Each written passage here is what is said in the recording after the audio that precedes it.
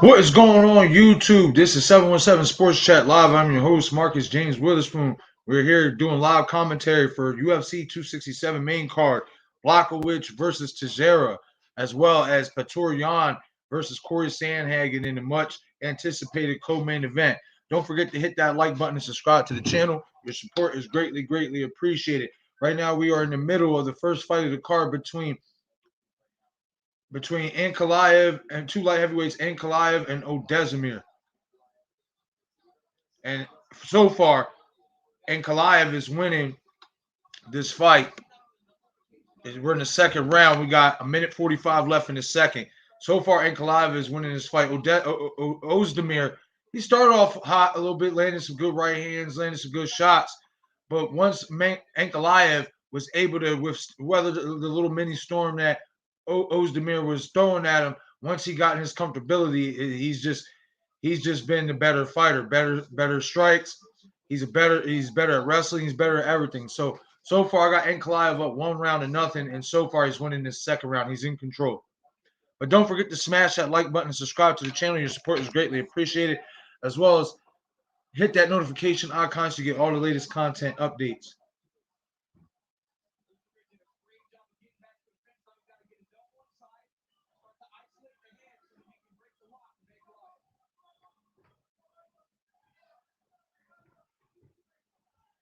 Ankalaev has 27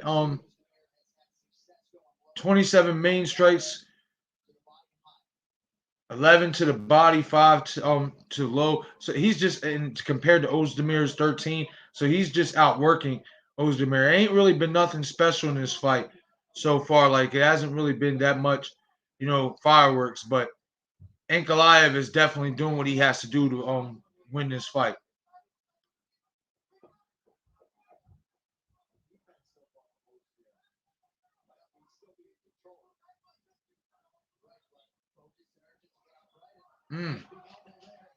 Nice elbow by Ankalaev coming out of the clinch.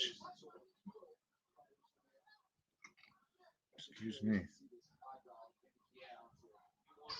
Ozdemir's cut above the eyebrow.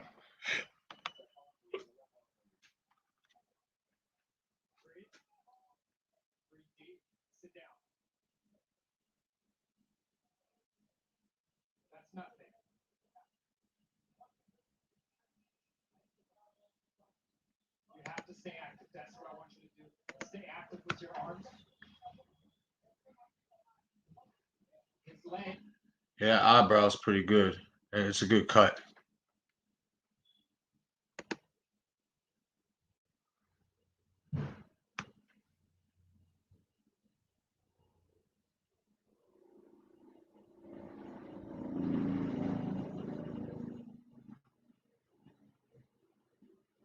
So I got this fight scored 2-0 in favor of Ankalaev. He's just outworking Ozdemir. That's just what it boils down to. It's nothing exciting, nothing sexy, but he's outworking Ozdemir. And that's a pretty gnarly cut above the eyebrow above Ozdemir. So I got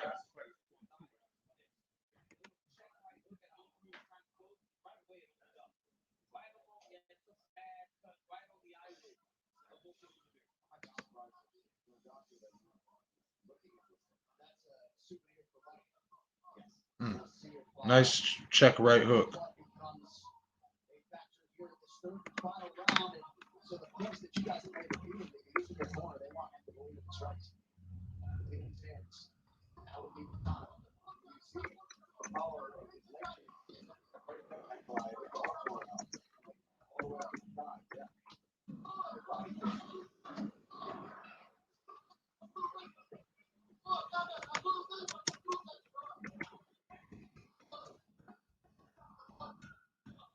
When your corner's telling you this is your life, you really got to take that advice and go try to lay it out there. Because right now, both is out 2-0 to Ankalaev. And he can go and he can fight, and it could look like the first 2 rounds. And he's 30-27. Not going to change. But if he goes out on the shield, even if he doesn't get his hand raised, you can find positive in that. Yes.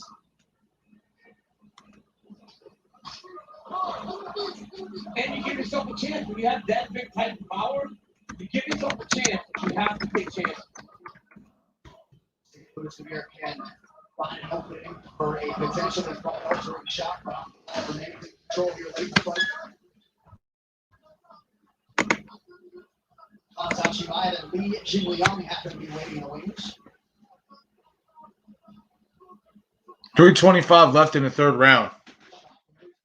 Ozdemir tried to shoot for the takedown, but Ankalaev did a really good job of stuffing it. Oh, nice overhand right attempt by Ozdemir. He misses, and Ankalaev comes over top with a nice 1-2 combination.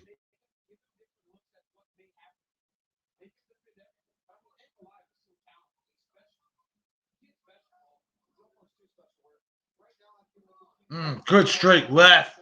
Good right hook followed by the kick.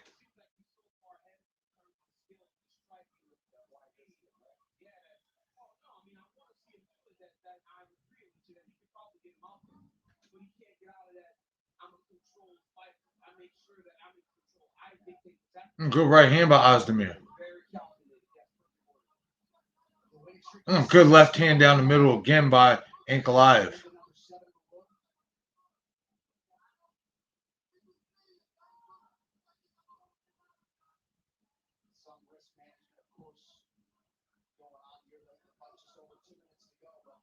Really some inaction from Ozdemir when his corner was calling for anything but.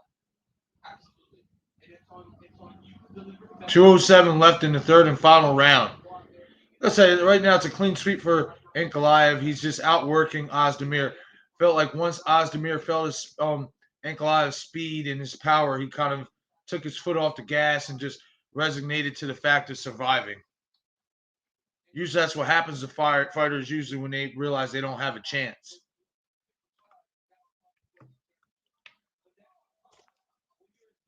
Ankalaev pressing forward. 1:37 left in this third round.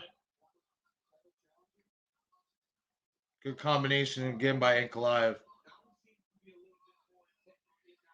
He's very skilled. I will say that about Ankalaev. I think that the knack for me is just he seems like somebody who can get caught by somebody who's more aggressive. Who'll be more aggressive with him. You know, I feel like Ozdemir kind of showed him a little bit too much respect. Good body shot by Ankalaev.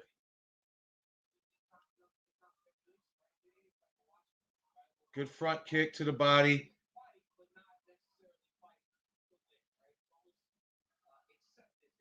Oh, good left hook by Ozdemir. 50 seconds left. Oh, good right hook. He's going to have to go for broke if he wants to win this fight. Ankalaev has landed 58 out of 110 significant strikes compared to 30 out of 86 for Ozdemir. So he's basically doubling his output.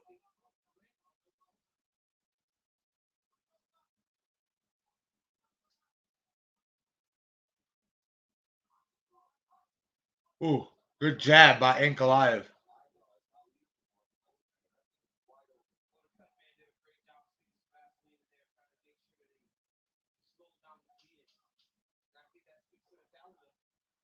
And Ankalaev shoots for the takedown, and Ozdemir does a good job of stuffing it, but this fight is over. 3 rounds in the books of the first card of first fight of the main card. And I have Ankalaev winning this fight by 3 rounds to nothing. I didn't give Ozdemir any rounds. He started off the first minute, 2 minutes, started off like it was going to be a competitive fight. And then, like I said, once he felt Ankalaev's speed and power, is just kind of like he resided to the fact that, okay, I'm just here to get a paycheck and survive. So that's my scorecard. If you're watching this video and if you're watching the UFC 267 pay-per-view card, which is free today, by the way, so in technicality, you don't even really need me for commentary, but we're going to do it anyway. I'm going to do it anyway. You know what I mean? If you're watching this fight, hit the comment section and let me know what you guys think about that first fight of the card.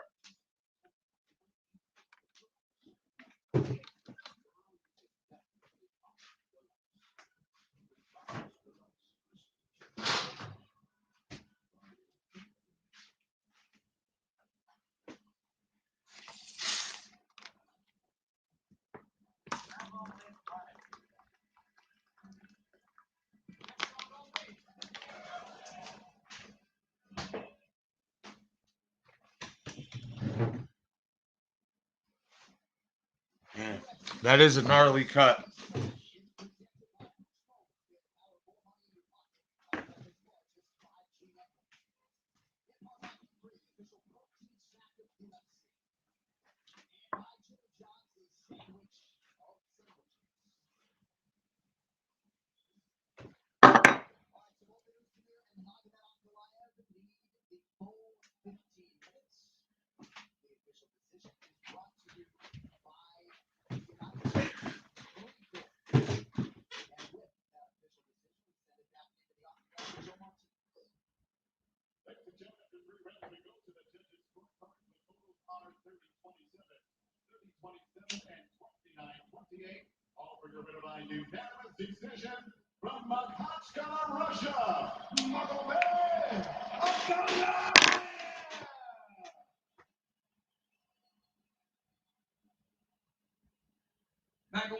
Yeah, Magomed and Ankalaev. He definitely dominated this fight. I wouldn't say he wasn't really dominant. He just outworked and outskilled Volkan Ozdemir.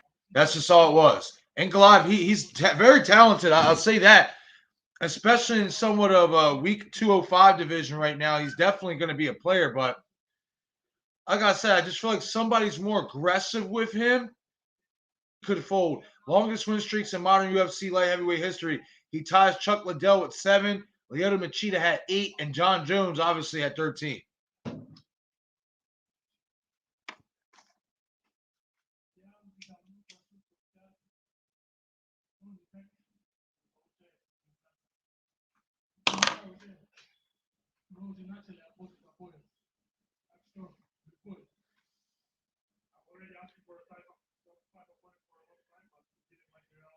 He's also a combat sambo master. 16-1. That's a hell of a record.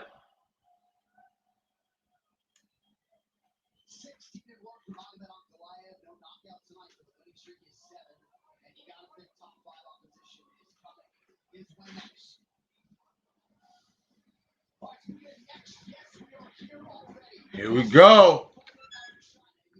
Li Jinglang. 18-6 with 7 first-round finishes going up against Kazmat Shamayev. Yep, this is one of the anticipated fights on the card. 9.02 significant strikes for Shamayev per minute. This is going to be interesting. I have Shamayev winning this fight, though, just because I feel like he's technically better than Li. Li can be a little bit wild, and which makes her a perfect opponent for Shamayev.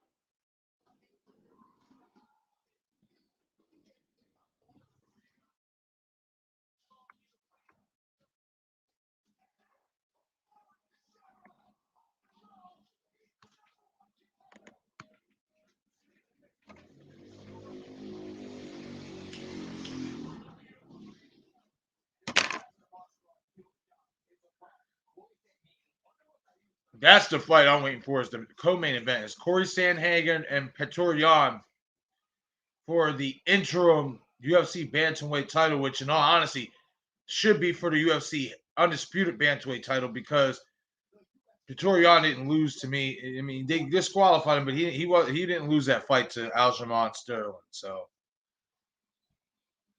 I mean, but BSMA rules are rules, and he got disqualified. So instead of having the real belt, he's fighting for the interim belt. But hey, is what it is.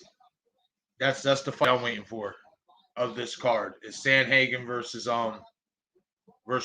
That's going to be an interesting fight. That's a toss up.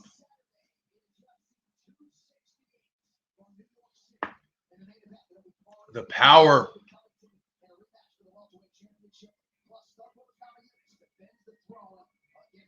Yep, be ready for that card next week too. 268. Usman Covington too. Namajunas versus Zhang too, and then we can keep in mind Oh no, that's not the card that Moss put out.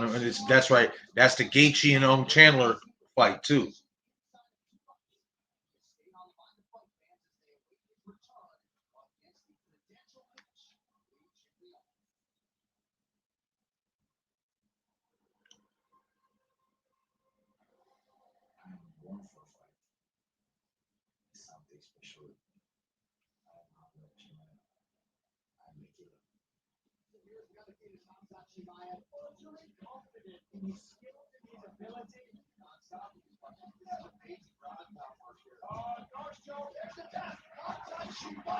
I want to fight next week.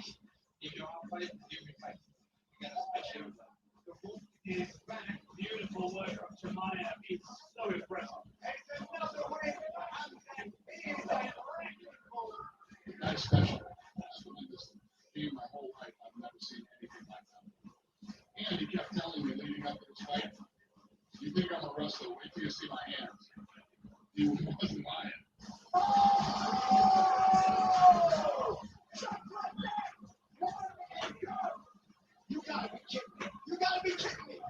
Shamayev's the real deal, guys.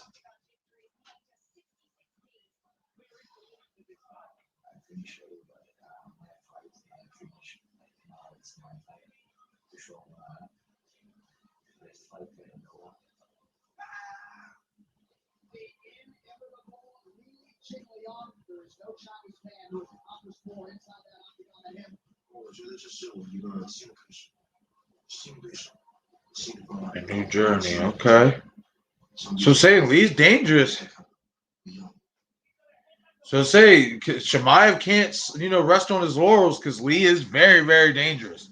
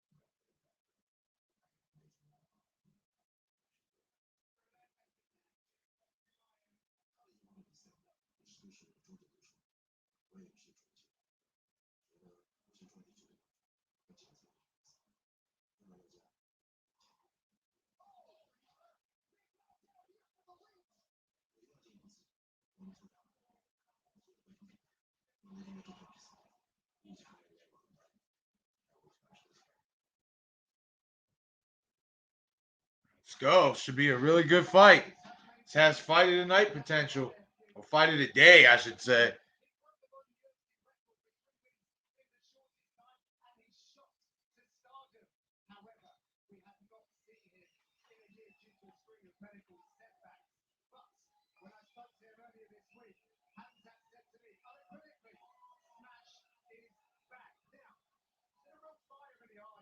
There he is. Here goes Kazmat making his way to the octagon. 9-0. No losses.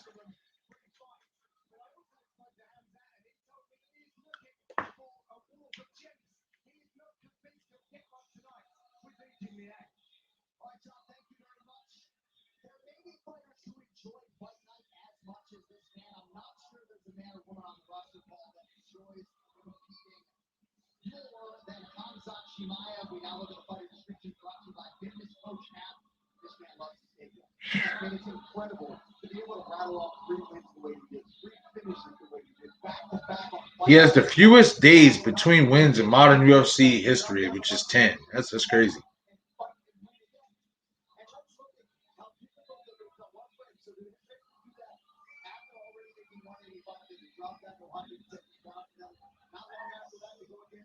Seems ready. Seems very, very excited. This should be a very exciting fight for as long as it lasts.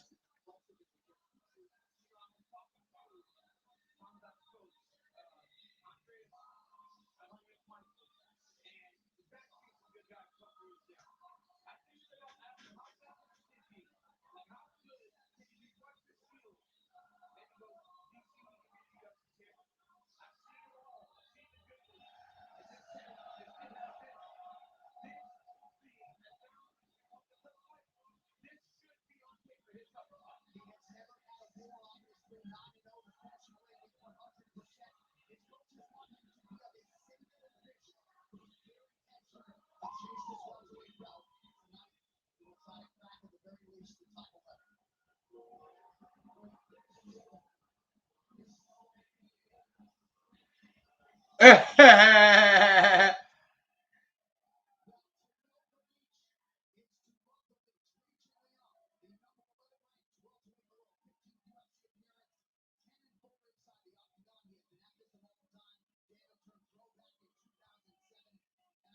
he has been doing this a while. 14 years. He would turn pro in 2007. God damn, that's crazy.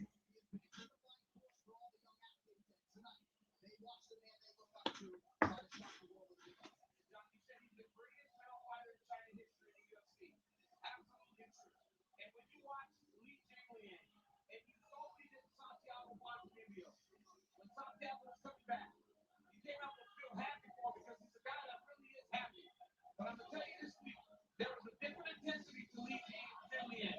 When he came to the fight meeting, he spoke with this intensity about himself. The look on his face, the only time he smiled was when John asked him. It's the only time he showed emotion other than being intense and ready to go. He feels like he owns all the advantages against outside Shamaya. He's as athletic looking as Shamaev. Like, not too much muscular builds. Both look athletic and flexible, so it should be a pretty interesting fight. Say, this guy, he can definitely beat Shamaev. There's no doubt about that. That's why I said Shamaev. I'm going for Shamaev to win. But it'd be a big upset, obviously, in the MMA world, but his last 3 wins has been by knockout, Brazilian Jiu-Jitsu black belt, 9 wins by knockout for Li Jieliang.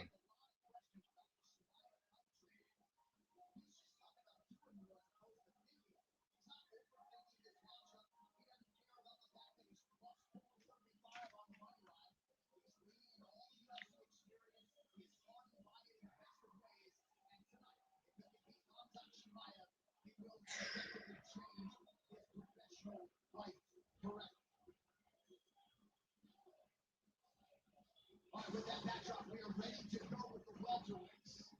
They are Li Jieliang and Khamzat Chimaev. The Li is 33.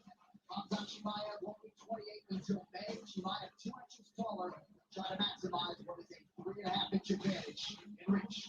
Right now, for the particulars back inside. All right, Lee's still young too. He is suffering from about a 3.5-inch reach advantage though. So Shamaev, even though he's 2 inches shorter than Lee in height, still have that reach.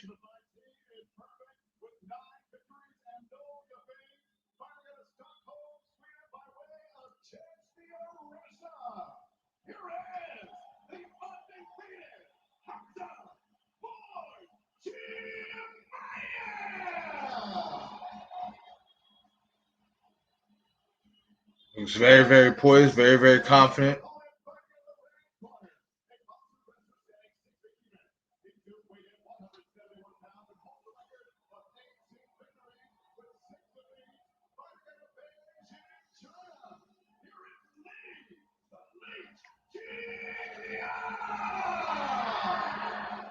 Yeah, let's go.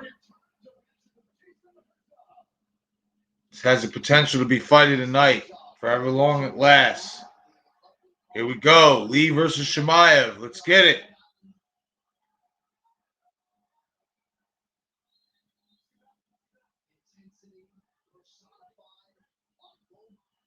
Shamaev comes out like he's going to go southpaw, comes out orthodox.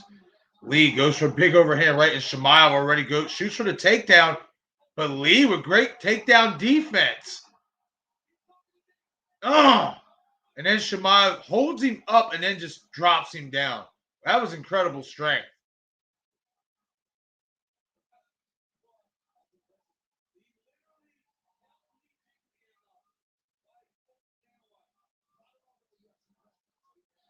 Yeah, he literally did. He held him up. He held Lee up and said something to Dana White, then slammed him. That was pretty impressive.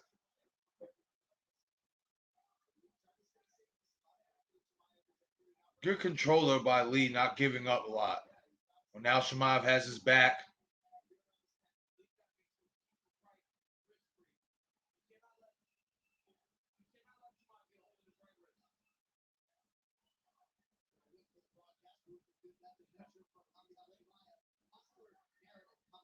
Good uppercut.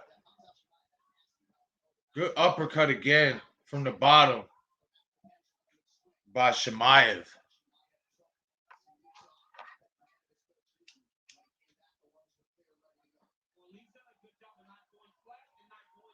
Good side control by Shamayev, not letting Lee get back to a vertical base, mixing it in with some good hard strikes from the top.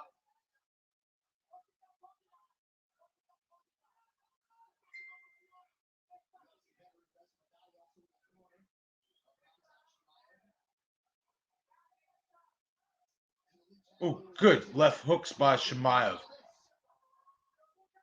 He's got Lee's leg trapped and basically pinned up against the side of the cage, and he's landing left hands. It was good. That was a good sequence for Shamayev.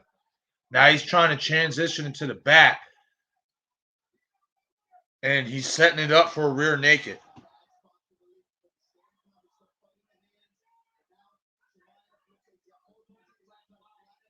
Shamayev is trying to flatten him out. He has both hooks.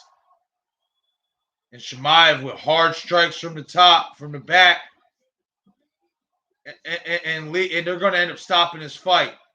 Oh, he's eating too many clean shots, and he's not defending himself. Okay. And now Shamayev going for the rear naked. And he's got it cinched in. He's got it cinched. Well, no, he's not all the way locked. Lee is winking at the referee saying he's good and he got out of it. Well, no, now it's cinched. Now that's in there tight now. Lee got heart. He's trying to get out of it. And he got out of it. What fucking heart by Lee.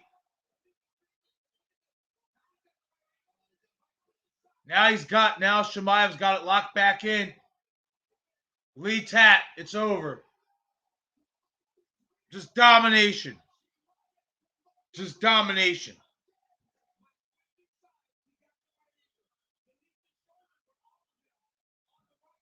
Choked and clean out, basically. Yeah, he's out.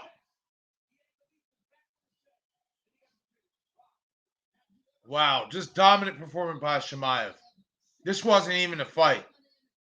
I thought this was going to be at least a back and forth affair. I thought this was going to at least be a back and forth type of fight for however long it lasted, but Shamayev just came out there, shot for the takedown, dumped him, had him inside control, landed some good strikes, and then transitioned enough to get in the rear naked. Kudos to Lee for fighting it off for as long as he could, but once it was locked in, it was locked. It was no getting out of it. Yeah, he carried him over to Dana White, and he's holding him there, and then he dumps him down.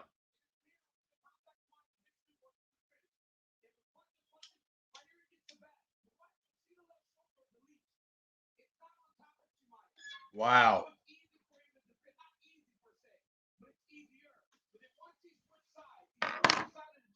What a dominant performance. That he just made that look too easy. And Lee's no easy fight at all. This guy is special. Shamayev is special. He's definitely special.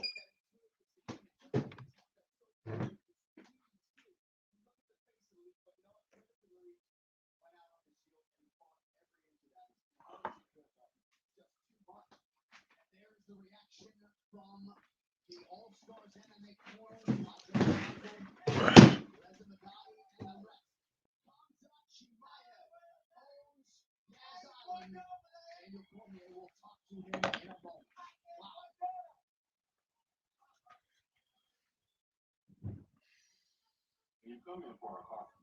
You don't just leave without one. You mean supporting brighter future and bigger. Wow, that was truly a dominant performance. That wasn't even a fight.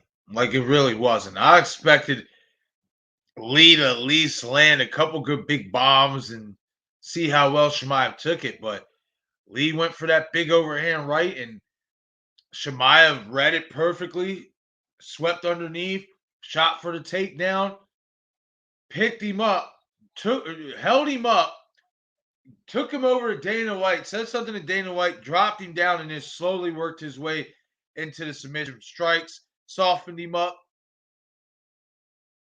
and he just gave Lee a nice little kick in the butt or whatever, right when they were doing the announcements, like kind of some nice sportsmanship, joking and stuff. Dude's for real, y'all. He's special. I said it. I'm a fan of this guy. He's for real. Lee obviously disappointed, really disappointed. I don't blame him. You know, he expected to put out a better fight, but he just got outclassed and dominated from the outset.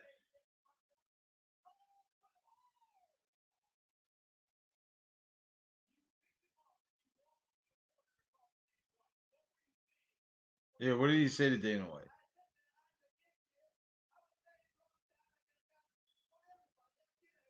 He took him over to Dana White and said, "I'm the king here." Oh.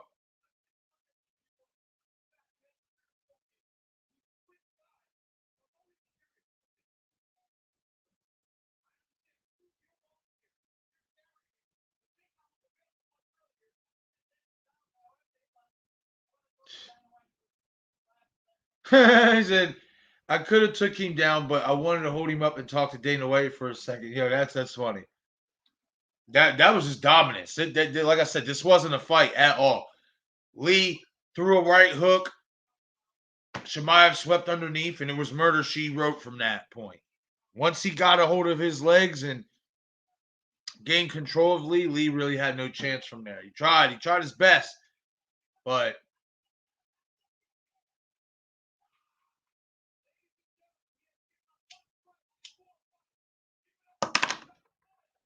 that's just impressive. He is only giving up. He's only let one strike land on him in 4 fights. That's insane. That's nuts. That is so incredibly hard to do in a fight. To only get hit with one punch in 4 fights. Wow. Or one strike in general, which means it could be a leg kick, whatever.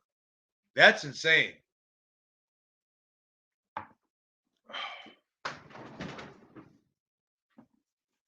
Hi, what? What's up? Did you went to the store? No, I'm on my live stream. I'm waiting for Mariah. She said she won't. She said later. Okay. So, you want some candy? No, I'm good. Thanks. Oh.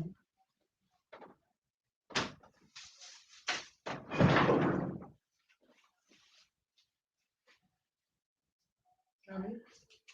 Come on. Come on, Mama.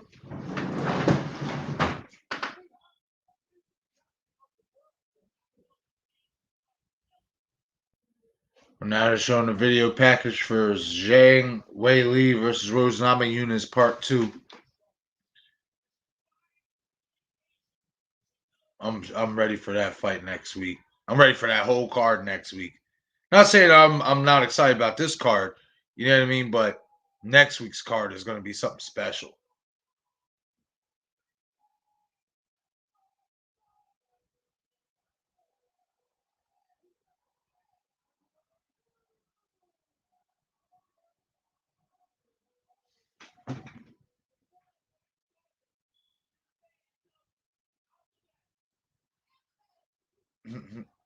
That's my girl, Thug Rose. That's my chick right there, y'all.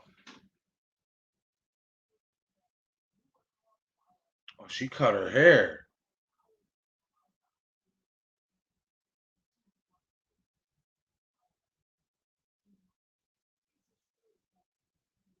Oh, wow. She looks different.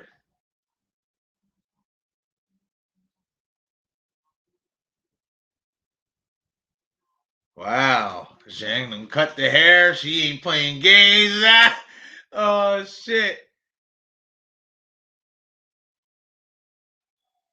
She said, fuck them braids. No more braids. I'm cutting this shit off.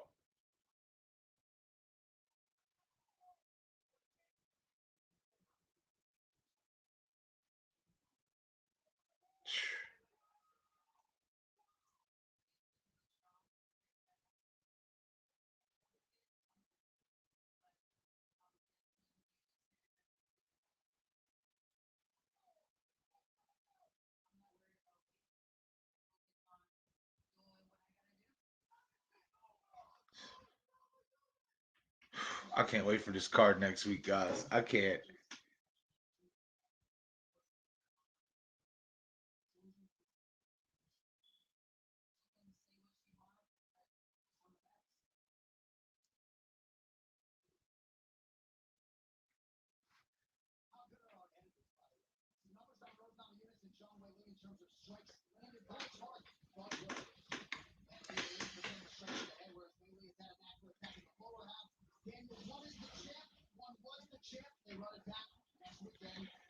It feels right. It feels right because when we were about to watch these two fights, it felt like we were out for a long, drawn-out affair. But then Rose landed this beautiful high kick. That kick isn't nice, but you felt like Bailey was still there. She was one that should get another chance at the title. They're going to fight in Madison Square Garden. Rematches are great, but you have to understand that this is the last chance. But for John Wei, this is her second chance, and if she don't get it done, it seems like Rose Namajunas is going to be around for a while. And for the champ, she's much more comfortable as a champion this time. Look at that card. We got Frankie Edgar versus Marlon Chito Vera to start the card. Shane Burgos versus Billy Corntillo. Justin Gaethje versus Michael Chandler. Rose Namajunas and Zhang Wei Li, and Kamaru Usman and Colby Covington.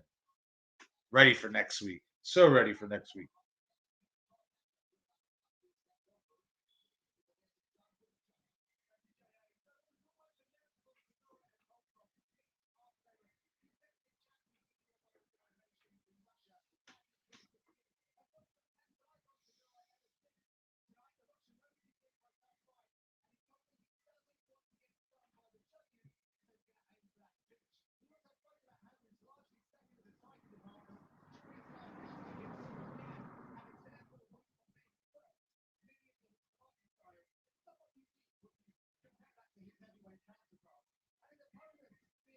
We got Alexander Volkov versus Marcin Tybura.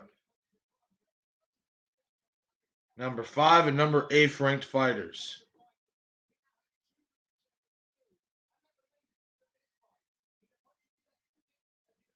10 first round finishing for Marcin Tybura.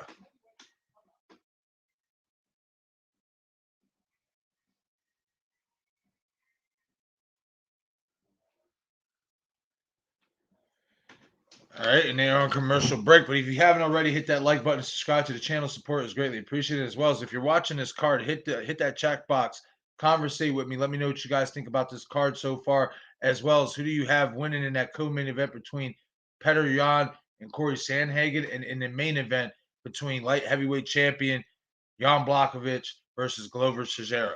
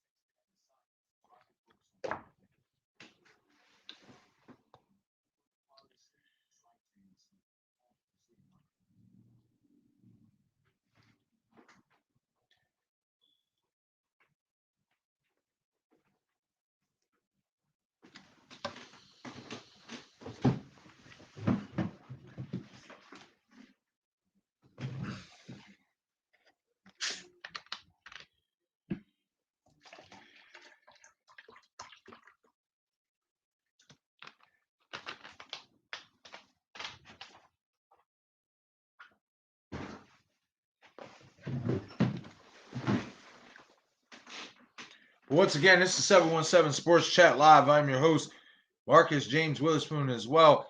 Hit that like button and subscribe to the channel if you haven't already. Your support is greatly appreciated. As well as hit that notification icon so you get all the latest content updates.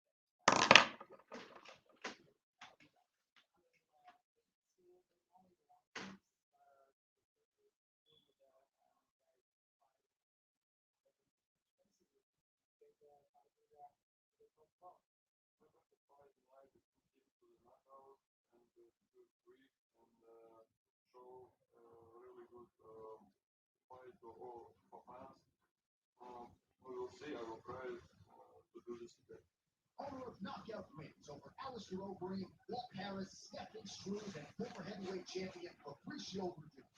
Russia's Alexander Volkov is a nightmare matchup for most any opponent, a fact of which he plans to make Marcin Tybura acutely aware. I'm feeling that a little bit losing pressure in front of skills and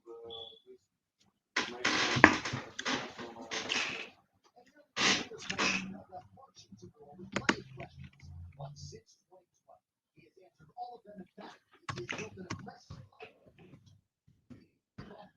Greg Hardy and Walt Harris.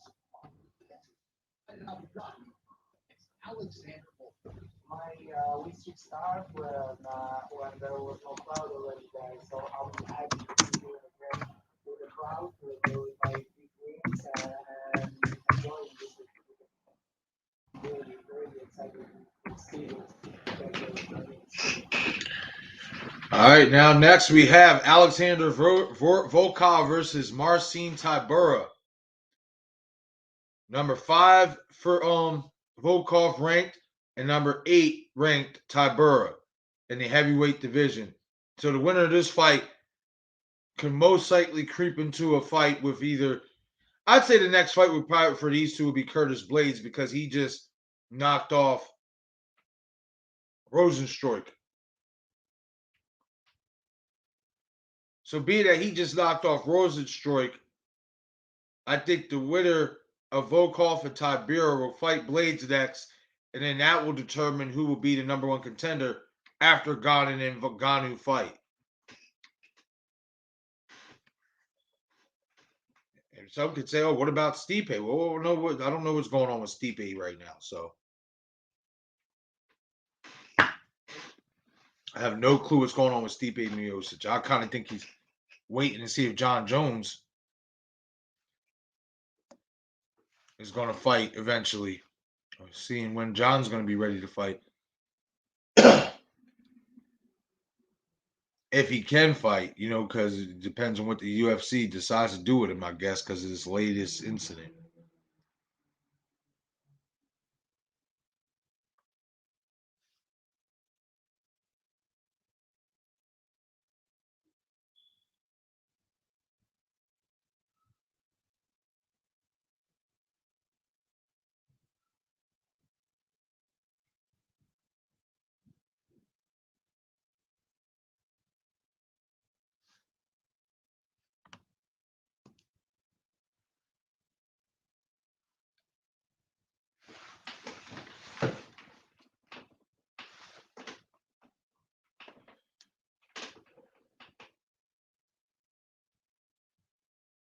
So definitely an interesting heavyweight fight coming up here between Volkov and Tybura. Like I said, I just feel like the winner of this fight is going to fight Curtis Blades next.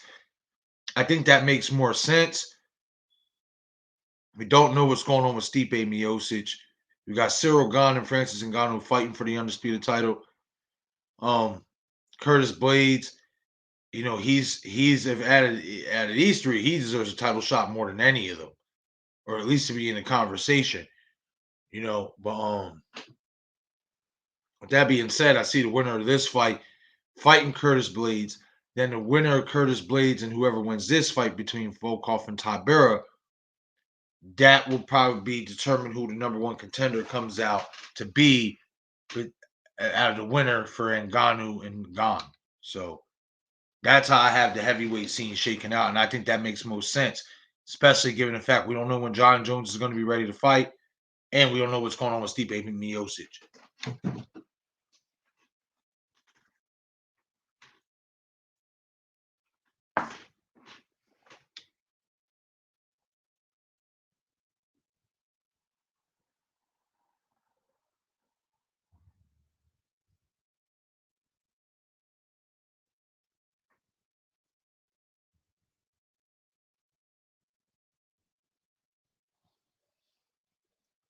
All right, here we go.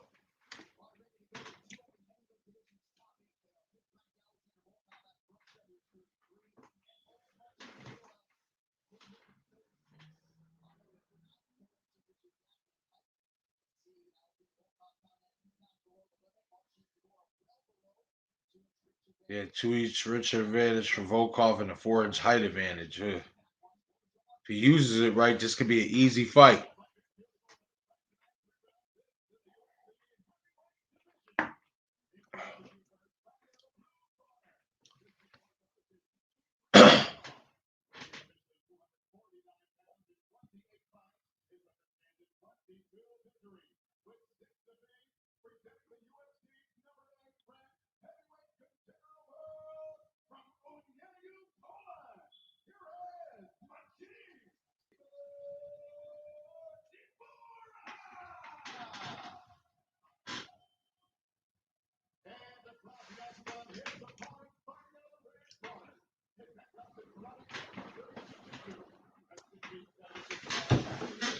Love Volkov's back tattoo. That shit's wicked. That shit's always been one of the best tattoos I've ever saw.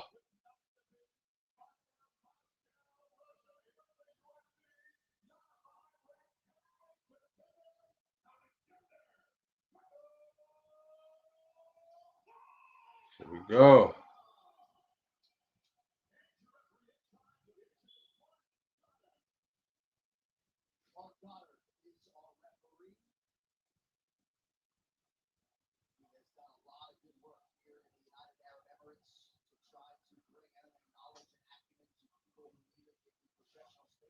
All right, round one. Here we go. Volkov, nice body kick to the pit of the stomach. Start off. Coming in. Oh, good 1-2s by Volkov. Getting a little bit closer to Tybura, a little bit more than I thought. And Tybura lands a nice left hook, but then Volkov answers back with a combo of his own. Didn't expect Volkov to, really be this close to Tybura this early. Oh, good right hand by Tybura.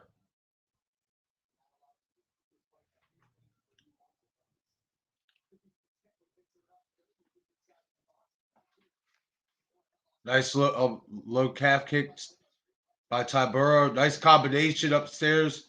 Nice punches by Volkov. Tybura tries a combination, misses.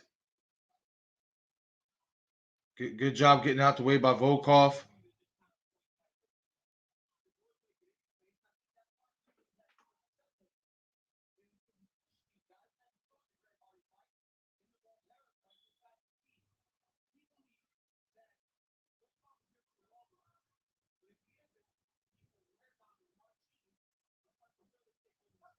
Good double jab straight right down the middle for Volkov. Marcin tries a left but doesn't land. Good body kick by Volkov.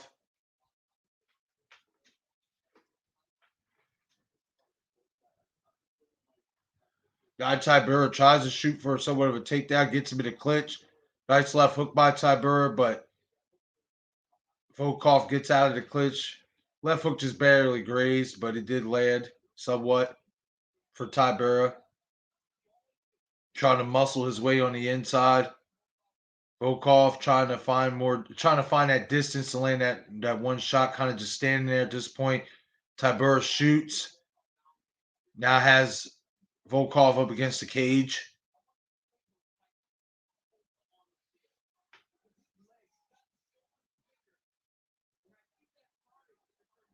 Good takedown defense by Volkov.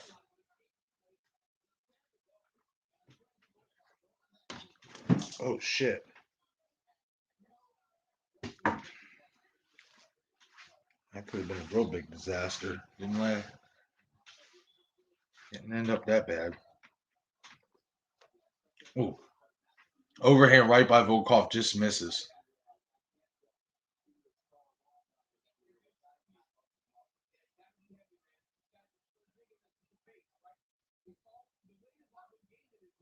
Straight right by Volkov. Looping right hand by Tybura.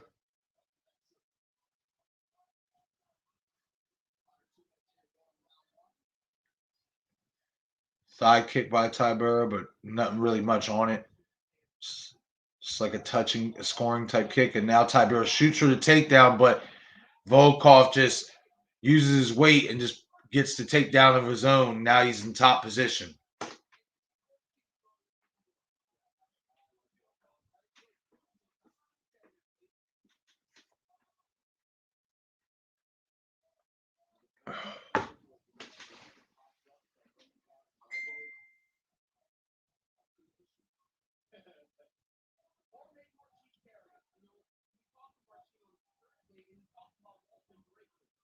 You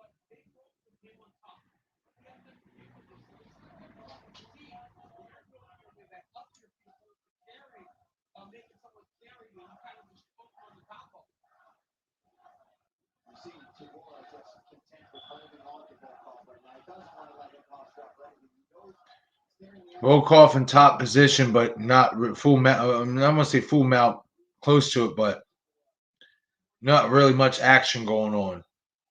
He's not really doing much with the control that he has.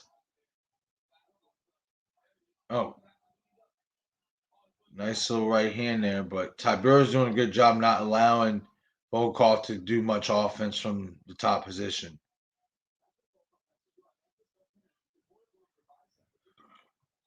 Excuse me.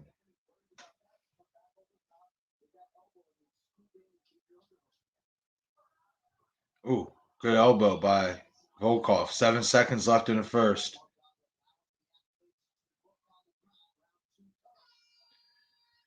All right, round one in the books between Volkov and Tybura. Obviously, Volkov easily won that first round, landed some good combinations. Then, as Tybura went for a takedown, Volkov just basically let him drop his own weight and then fell on top of him and secured the takedown of his own. And basically, that was it for the rest of the round at that point. There wasn't much offense. Volkov did land a nice elbow at one point towards the end of the round there and a right hand before that. But other than that, wasn't much offense from top position for Volkov. But be it as it may, Alexander Volkov leads this fight 1-0 after round one over Marcin Tybura. It's the 717 Sports Chat Live. I'm your host, Marcus Witherspoon. Hit that like button and subscribe to the channel, as well as hit that notification icon so you get all the latest content updates. This is UFC 267. Anybody who's watching this knows it's a free pay-per-view today, so most likely you guys are probably already watching this because you don't have to, pay for it. So, but even if you are watching this, hit that comment section, hit that chat box. You know what I mean? Chat it up with me. Let me know what you guys think so far about this card.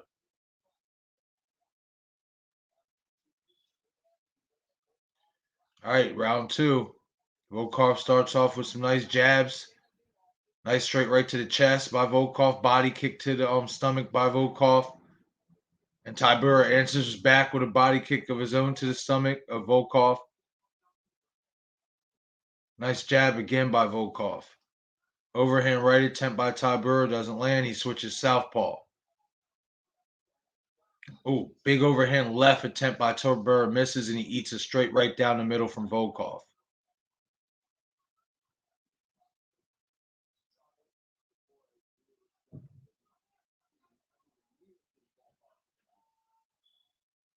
Oh, Tybura lands some nice combinations on the inside though as he gets Volkov up against the cage.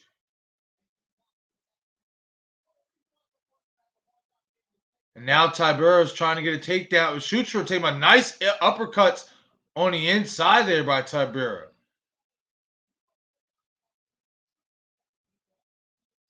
Oh, nice right hand by Volkov. I think what Tybura needs to do is basically, obviously, feint with the takedowns, but then maybe shoot for a clinch and do some more of that dirty boxing. It's working well for him. That's what he needs to do. Just get close and then maybe grab a hold of Volkov and then land a couple shots and then get out of there. And that's what he's trying to do, but Volkov now doing a better job of keeping him off, keeping him off out of that clinch. Going back to that jab, but man, this is a sloppy heavyweight fight. Both these guys look pretty sloppy. Nice knee there, though, out of the clinch by Volkov. And now Tybura trying again for a takedown, and then get some body shots in, but he just can't take Volkov down. It's just too much weight, and he's just too tall. He can't get any grip or positioning on him to get the takedown. He's just too big. And now Volkov transitions, has Tybura up against the cage, but now Tybura shoots for a single leg. But good defense by Volkov, but Tybura, Now they break out of that. Now Tybura with a nice uppercut after a nice jab as well. Oh, good body kick by Volkov. That front kick is there all night for Volkov if he wants it. Nice knee.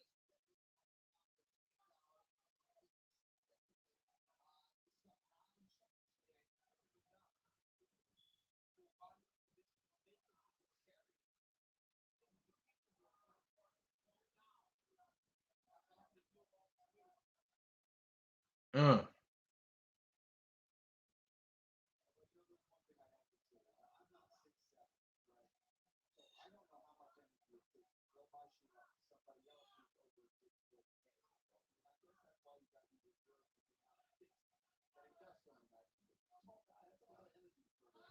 Tybura, nice left hand there. Oh, another nice left hand by Tybura. That one had some more stank on it.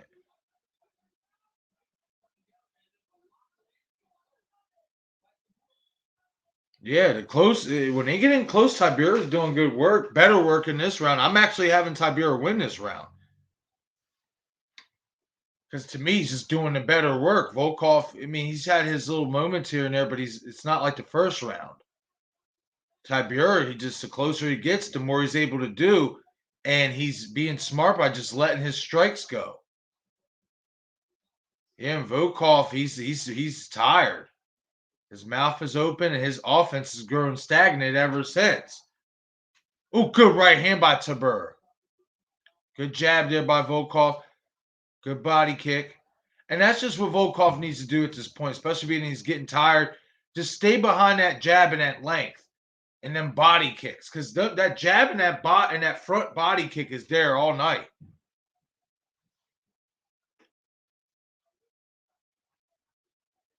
Tybura tries again to shoot for a takedown, but good defense again by Volkov. They're up against the cage.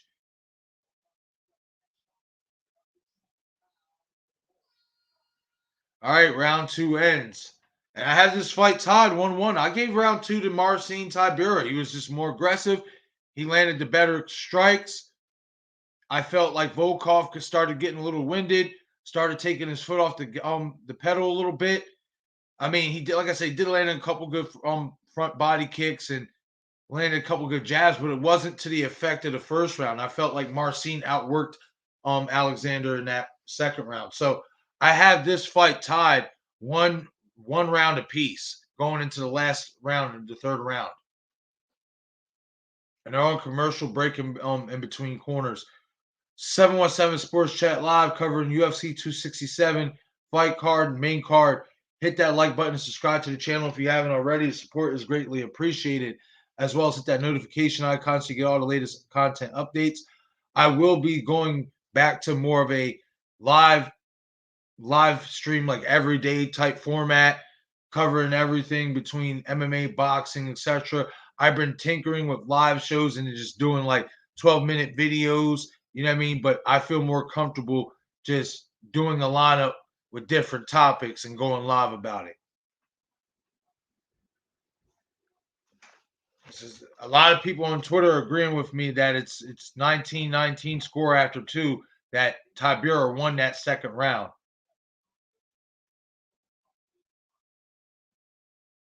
And Tybura comes out being aggressive. Ooh, nice knee right there by Volkov, but then answered back. Nice grazing uppercut by Tybura. Volkov now switches southpaw. And his mouth is open. He is breathing heavy. He's tired. Oh, good overhand left by Tybura. Good left right there by Volkov. Now Tybura trying again to shoot for the takedown, but again, Volkov a good takedown defense.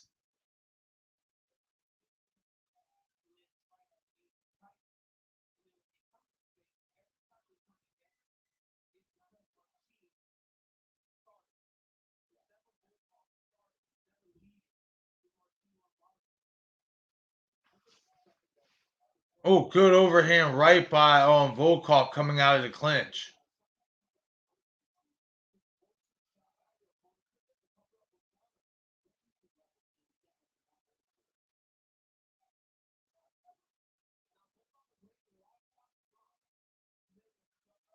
Good right, left uppercut, right hook combo by Volkov. Another straight right lands for Volkov. He's starting to let his hands go again just a little bit. Let his strikes go a little bit. Marcin Tybura shoots for the takedown, but just he can't do anything with Volkov. He's just too tall.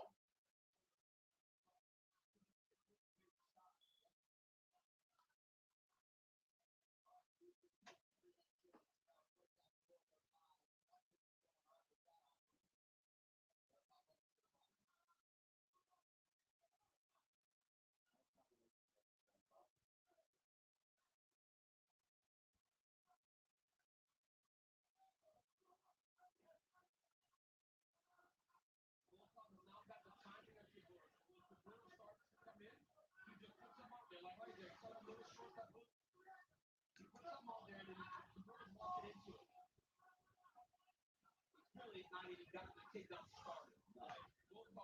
2:17 left in the third and final round. This fight has been pretty boring.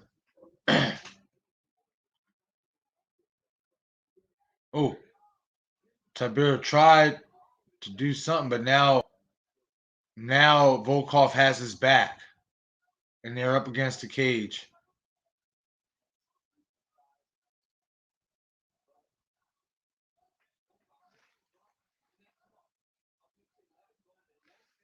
And now they get out of the clinch, and Volkov landing some good combination strikes.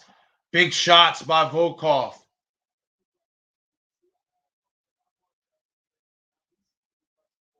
Definitely Volkov is winning this round, and if he can hold off in these last minute and 30 seconds, then he'll win this fight, in my opinion. Ooh!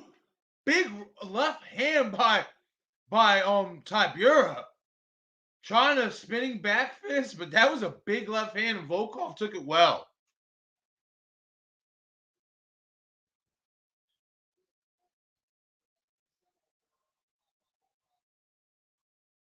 Front kick by Tybura just grazes the pit of the stomach of Volkov. Ooh, good right hand by Volkov. 47 seconds left in the third round. And now Tybura trying to open up, but Volkov fighting him off.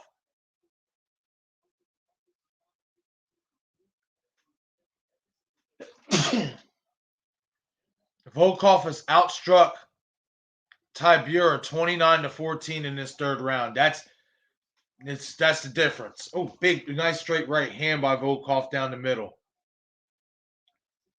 Oh, nice straight right hand by Tybura.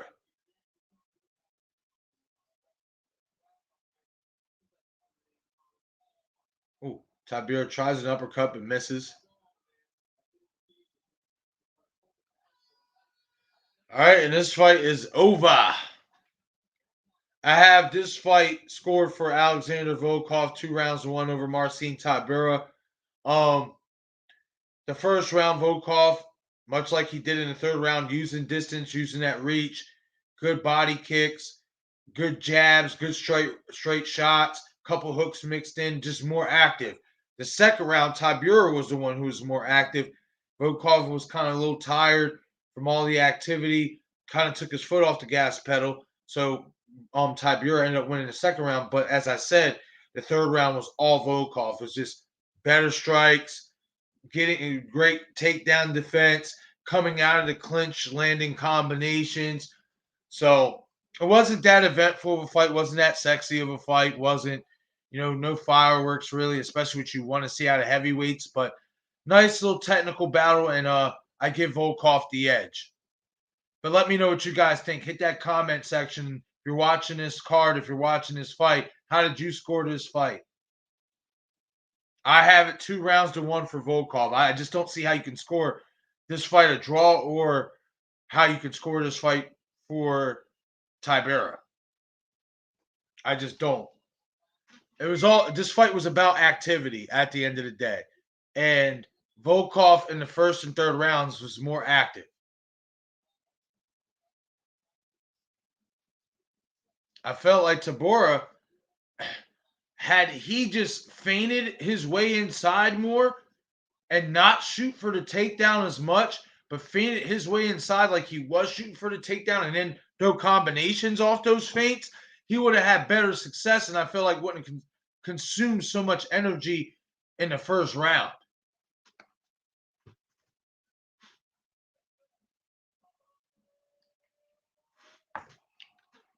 Got some messages ringing through. See who this is.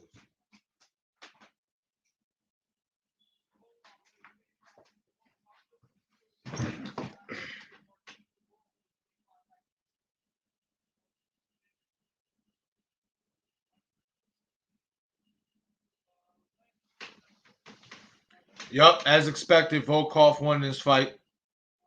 And as he should have, well deserved. As I said, he was more active in the first and third rounds. I gave the second round to Tybura because he was more active. And Volkov let his foot off the gas and started getting a little tired. But be that as it may, Volkov redeemed himself winning in the first round and losing the second. He redeemed himself in the third round, did just enough, got his second win, landed some good combination strikes, and did enough to keep and great takedown defense to keep Tybura off of him and off the mat.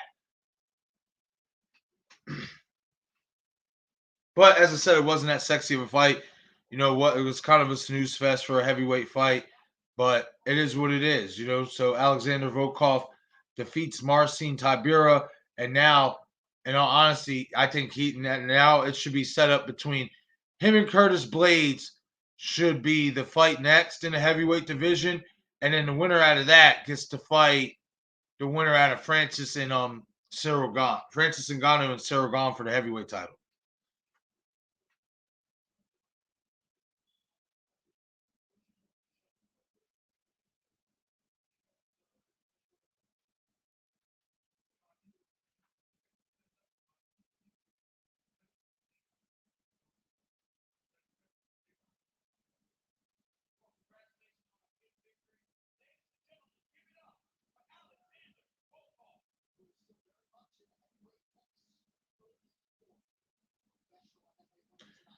Oh, man.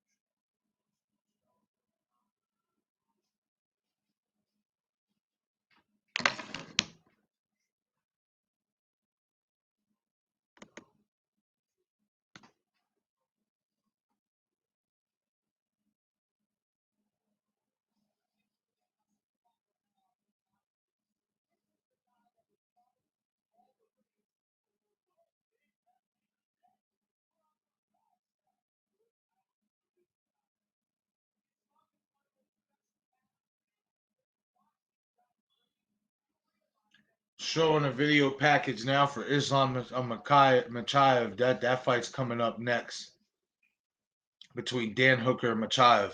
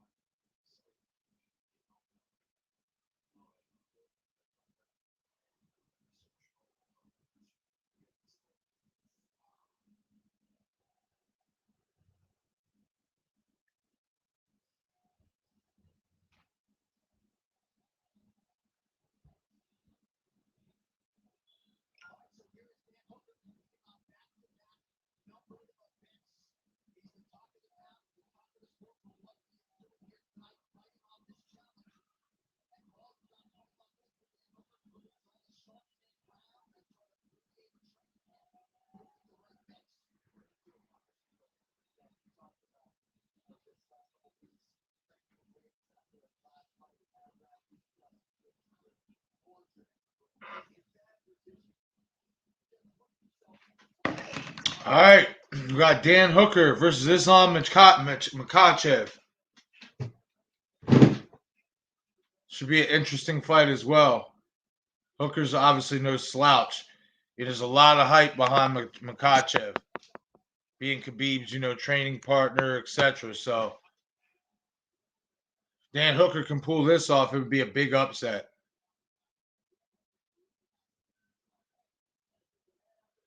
Number 6 ranked, finished 17 out of 21 wins, 10 knockouts, 7 submissions. Third highest takedown defense in UFC lightweight history, 90.5%. Sixth highest significant strike rate in UFC lightweight history, 5.68 per minute.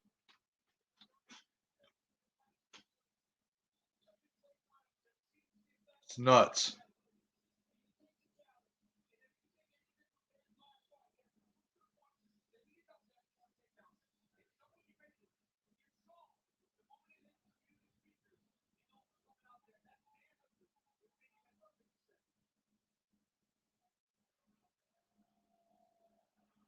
Here he comes.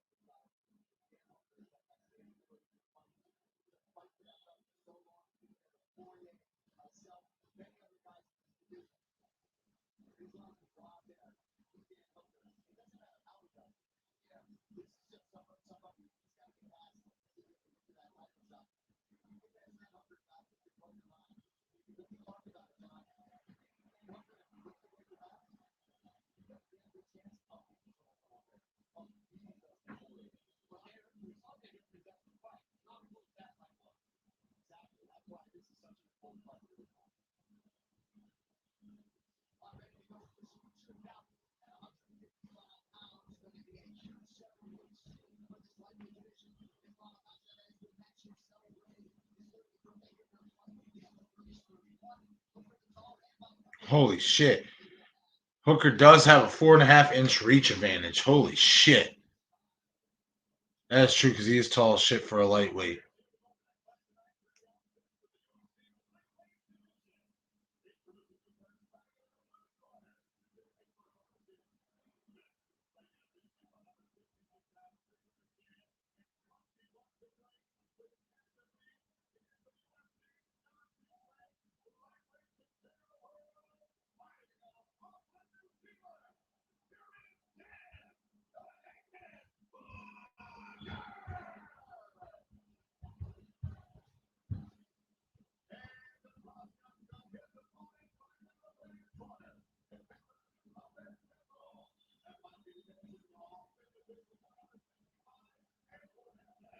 $20-1. That's crazy.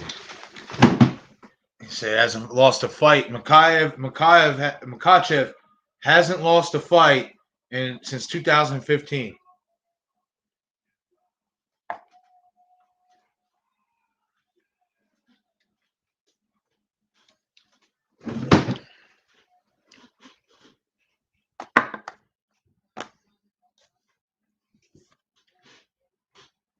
All right, here we go. Round 1.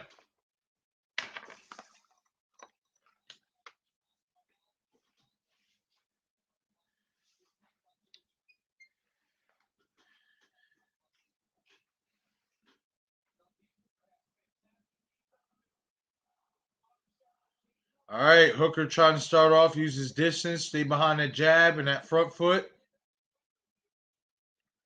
Makhachev trying to measure him, trying to find his way on the inside. Feeling out process so far.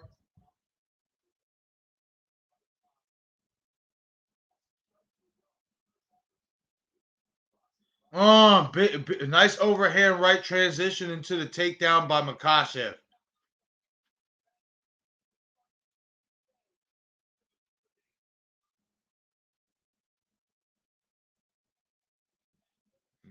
Makhachev on top. Some nice strikes.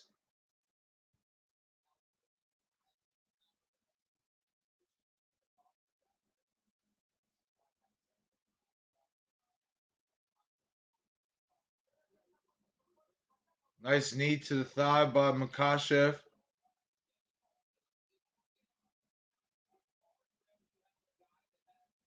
Hooker trying to get some body shots in while he's got a free hand.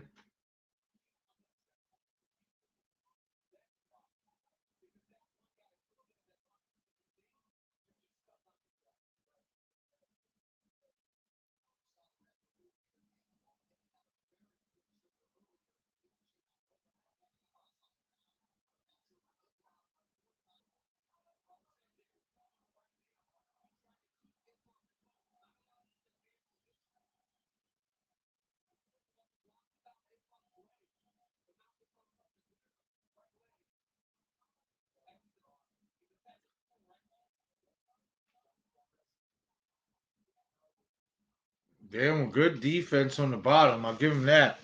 Not allowing much damage, if any at all. Now he's got, Makhachev has a submission. He's trying to lock. I think he's going for a Kimura. That's it. That's it. It's it. He got it. It's over.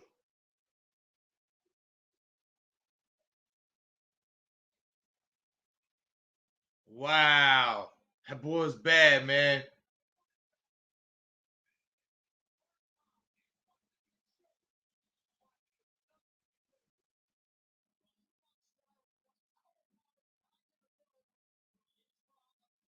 Wow.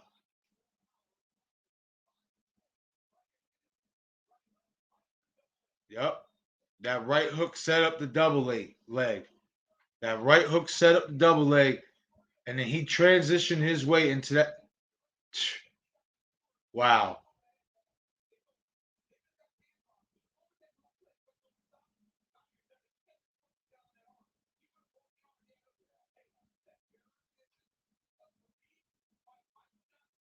Wow.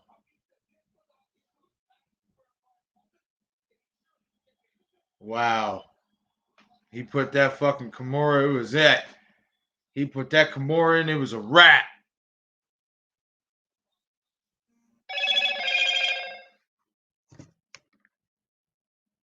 Wow. Once he transitioned and locked that leg overlap and he grabbed that arm, it was over. Islam Makhachev submits Dan Hooker in the first round with a Kimura lock. Oh, man.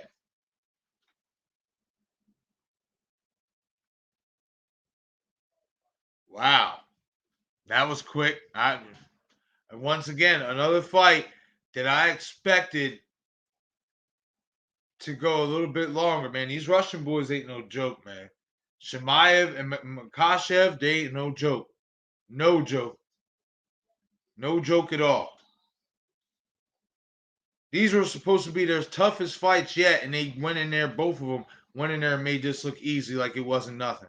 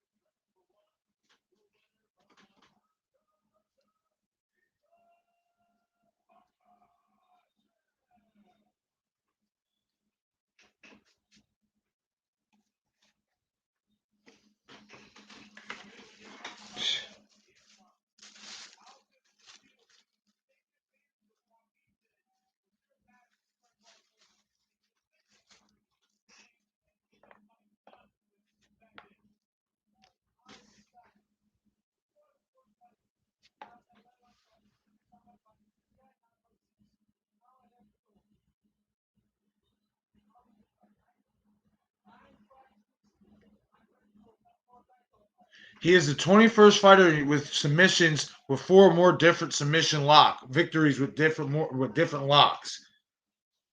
That's crazy. I think they said he had the rear naked choke, the Kimura, the armbar.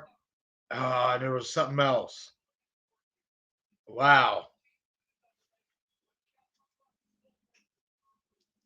And the arm triangle. So arm triangle, rear naked choke, Kimura.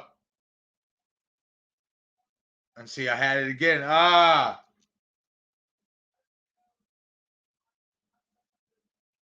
Either way, this guy, he's a fucking technician. The way he landed that right hook and then set it up for the double leg was just nothing short of spectacular. He bounced that right hook right off the top of Hooker's bean and then said, whoop, boop. Like it was nothing. That's Khabib, man. Khabib's training, man. That guy, he wasn't just a phenomenal trainer. Khabib's a phenomenal teacher. And anybody that comes out of his stable, as long as they have the dedication and the want to be champion and the want to fight, is going to be handfuls to deal with, especially when it comes to that wrestling.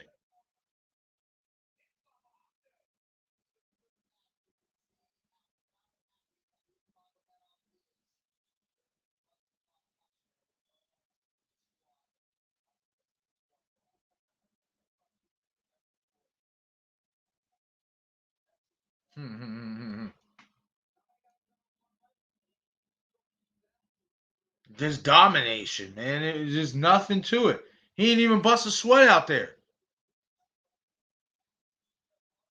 He didn't even bust a sweat, you guys. That's crazy.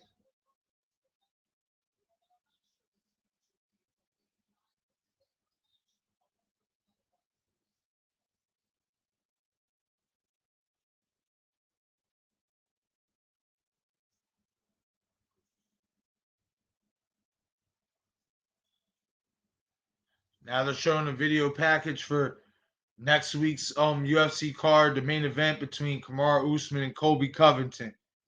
It's the 717 Sports Chat Live covering UFC 267. Hit that chat box, as well as hit that like button, subscribe if you haven't already, as well as hit that notification icon for all the latest content updates. And if you want to make a donation to the channel, hashtag 717SCL is the donation link.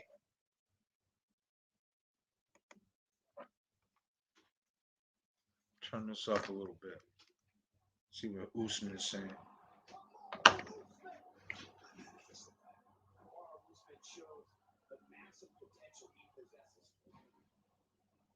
Knew that there was another level that I could get to.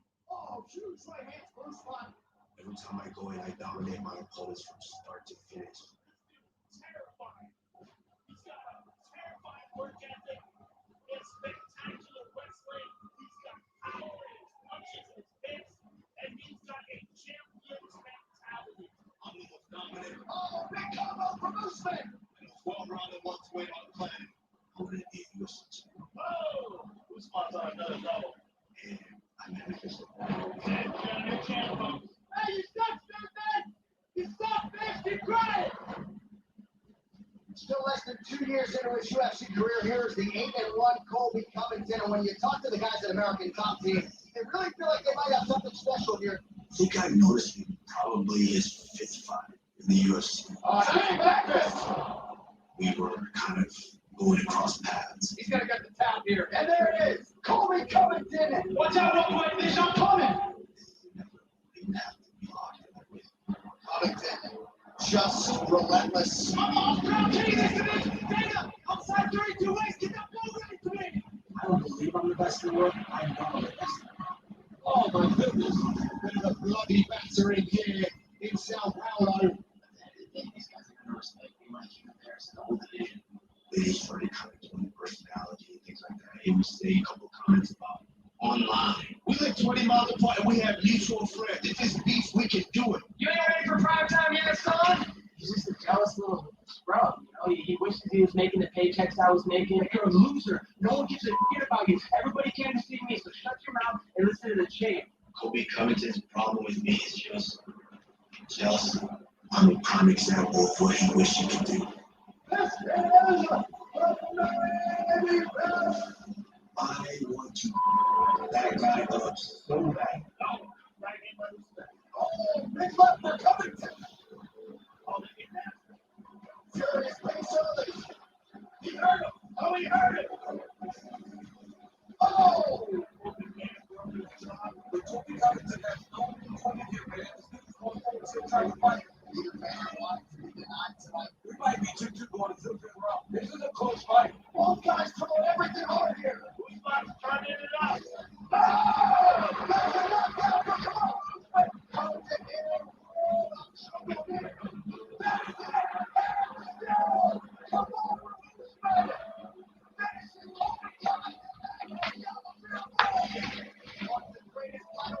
Yeah, I can't wait. I ain't gonna lie. I can't wait for the rematch. I can't. I want Covington to get smashed again. And I'm not even a big Usman fan. I'm not really a fan of either one of those dudes.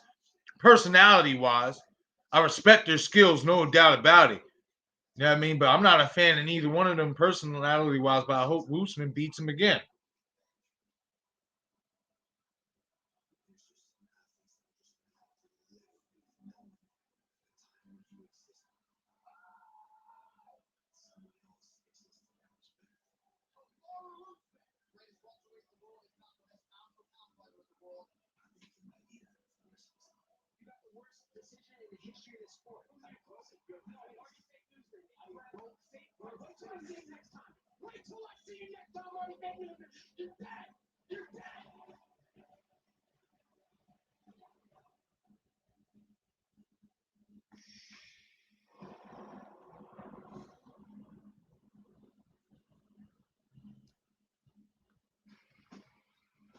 Wow, if you like heat on your title fights, next weekend is for you, and that's not all. Usman and Covington for the welterweight title, also Thuglos Namajunas. Defending her throne against Chinese star Zhang Weili, UFC 268 from New York, New York.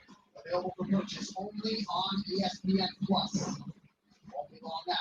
All right, these last little shots are brought to you by Feedly, the official protein. All right, here we go. Co-main event, baby.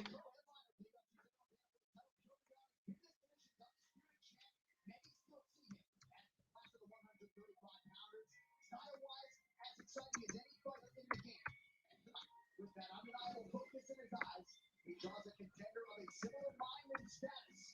Corey Sandhagen, another high.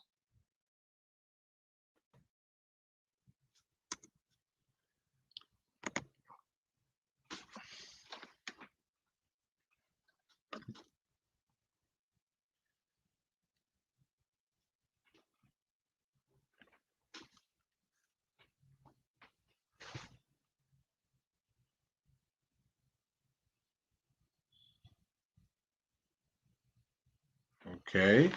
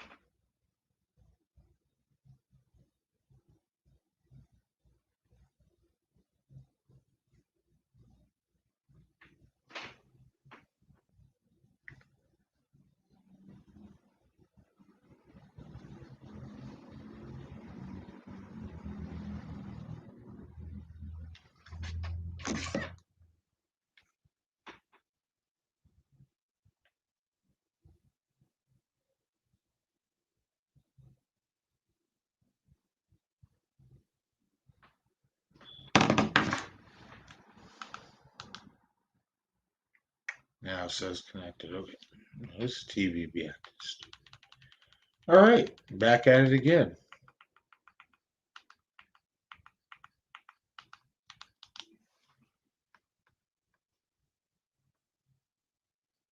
But yeah, this would definitely be an interesting fight. You know what I mean? Like they were saying in the telecast, Petr Yan is still considered the best bantamweight in the world, and a lot of people didn't see him losing that fight between him and Sterling, regardless of the illegal knee, etc. You know what I mean? Had that illegal knee, had that shot not landed, he'd still be the champion. But be that as it may, we set this up. You know what I mean? Being that Sterling's out with an injury, we set this up between Petr Yan and Corey Sandhagen, which I'm surprised Sandhagen got the call because of Dillashaw. You know what I mean? Because he lost to Dillashaw, but a lot of people did feel Sandhagen won that fight anyway. So maybe that's why they gave him that fight. Gave him this fight, I should say.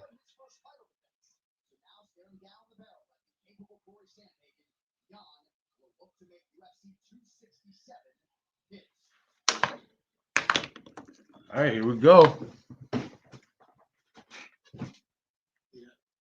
you just give us your immediate reaction to your fight with Aljamain Sterling? This could be disqualification. Look at the head here. That's illegal. Completely illegal. And that would mean that if this fight is stopped, Aljamain Sterling would be the new champion. Which is crazy. Here he was overplaying. He was winning the fight. And he seemed to be gaining momentum. He was winning. You could see Aljamain Sterling breaking. I don't like that a title can be won this way.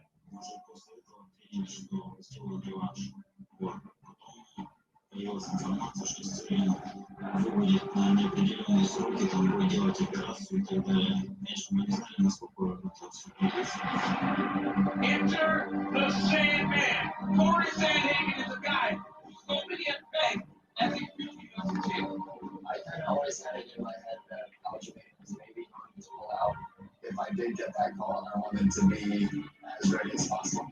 UFC 267, Petr Yan and Corey Sandhagen face off at UFC 267. Yeah, let's get it going. I can be bringing this belt back to Colorado around my waist. That has been the goal for the last decade. You don't say no to that. You don't hesitate. You say yes, and you go win it. Corey Sandhagen is willing to fight anybody. But Petr Yan is an absolute savage. He's a pure predator and an incredibly physical man. One of the hardest things about the face I've ever seen here. This guy smashes everybody in front of him. This is going to be a war. Very honest. A very good fighter. He's a very technical guy. He's very, very tough. Who wants to see that dude stay across the octagon for him? I still think that I'm the best. Oh my goodness! There's a lot of things that I can do to finish this fight. In this division, it's really, really tough to deal with someone who moves their feet so well, who's as long as I am, and who can grapple as well. That is not an easy task for anyone, so Yan has his hands on. Oh!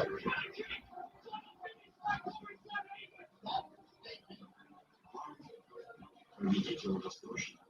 В принципе, исполнительскую задачу не оставляет задачу на решение суда и развитие.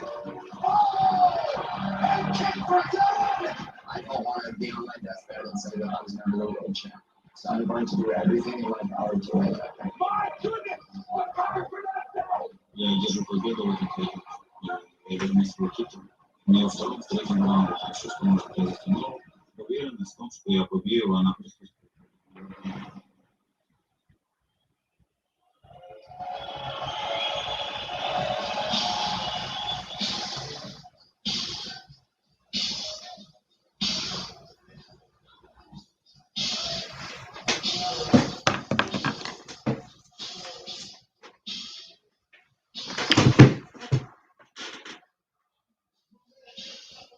Okay. Boy, Sandhagen coming out to some Biggie. Let's get it. Give me the loot. I know that's right.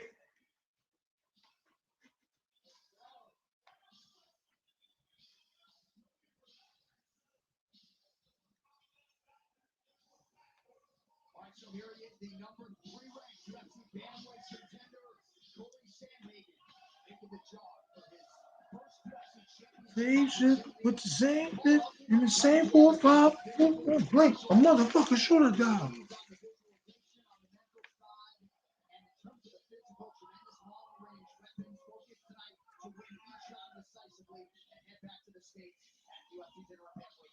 I know that seems obvious, right? To win each round as it gets its own fight. But when you think about it, a lot of guys, that gets lost. And you know that every round is scored that way. You forget that sometimes. You'll look at your fight as it's happening in the moment, and you just think of it as a whole. For Corey Sandhagen, it's that mentally focused to think, okay, in each round, after every single round that I win that round, what do I have to do? How can I go out in this next one and be improved? And with his new mental focus of going out there and just being ready to do more fights, to do more damage to his opponent. He's already get the volume, slip on the ground. Very excited to see this. I love that TJ did himself on. I feel he did do the more damage, but obviously there's a takedown from the control. So I'm not going to say that he necessarily on that was a decision. I feel like he's justified 100%. You know, when Adam's done the pull out, I text to Sean Shelby. I said, please say it's Corey Sandhagen.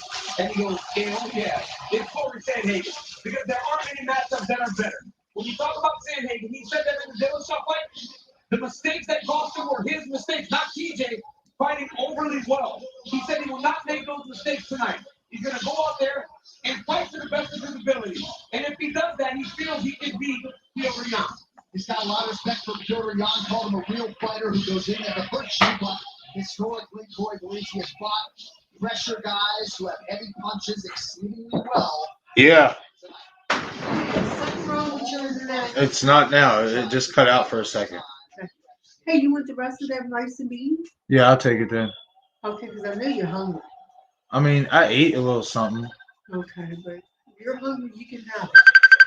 All right. What's up, sister? I'm watching the UFC fights right now. I got the co-main event and the main event coming up, so I probably got like an hour left, and I'm doing a live stream. Well, I'm already doing it or whatever and stuff. You're calling me in the middle of it, but it's no biggie because they're about to do the walkouts to the co-main event. So, like I said, I'll probably be done within the hour.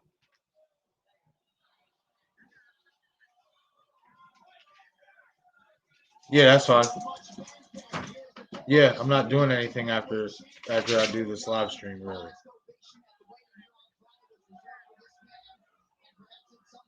I'll probably end up coming over there or whatever because, they're going to want to go downstairs to mom's and, I don't want them, you know what I mean, and stuff. So I'll probably come over there.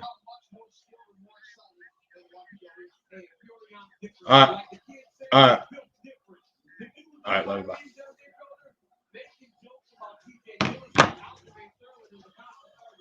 But he respects this guy. He respects Corey Sandhagen for coming here and taking this fight. But ultimately, for all the personality, all the swagger, all the confidence, it's all rooted in skill. Petr Yan has all the ability in the world. He said before the outcome fight, the first time the wrestling is problem with Volkov got all the takedowns. He has every. Hey, here we go.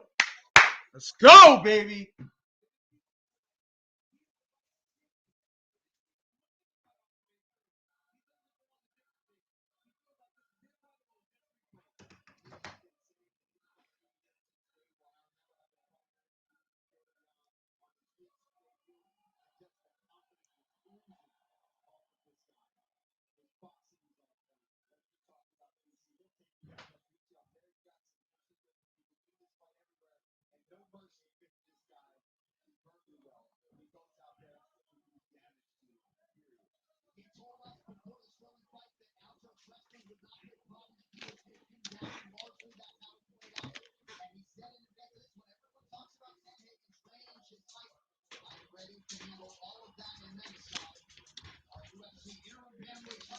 Here we go, baby.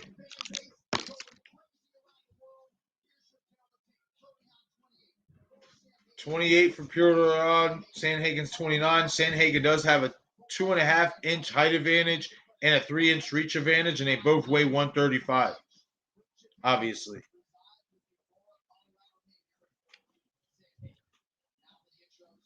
It's going to be interesting to see how Piotr can do against that height and reach advantage.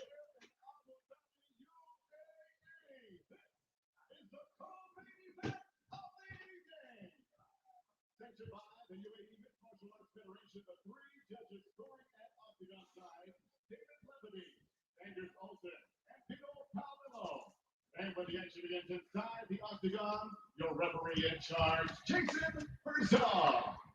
And now, ladies and gentlemen, for the millions watching around the world, Abu Dhabi, here we go! 5 rounds for the UFC Interim Bantamweight Championship of the World. Introducing you first, fighting out the blue corner. He's a mixed martial artist standing 5 feet 11 inches tall. Weighing in officially 135 pounds in 17 fights. His record stands at 14 victories with 3 defeats. He is the UFC's number 3 ranked bantamweight contender. Fighting out of Aurora, Colorado, USA. Here is Jorge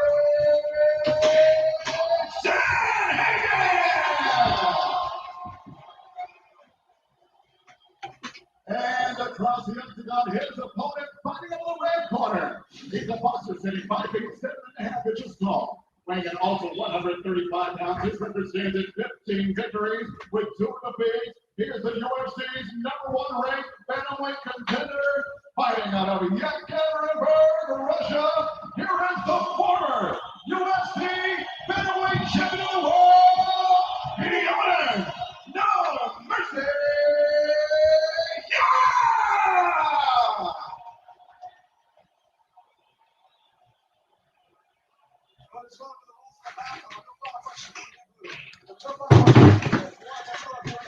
All right, here we go. Well, if you're feeling anxious, fight fans, probably not alone. The best of butterflies are predicted, fights of the year, and the matchup. Hell yeah, this fight could have been a main event all on its own. For real. Could have headlined a pay-per-view on its own. All right, round 1 between Jan and Sandhagen.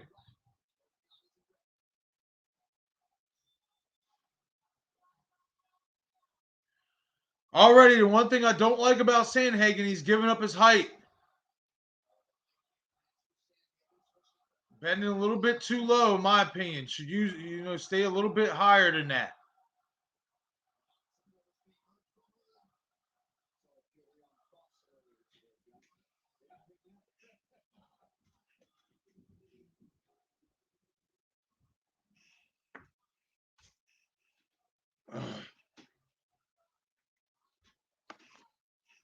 Feeling out process. Sandhagen throws a leg kick.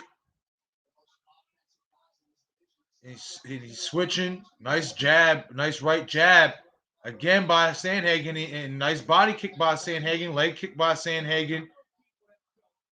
Nice combinations right there. Good jab again by Sandhagen. But Jan is just walking through it.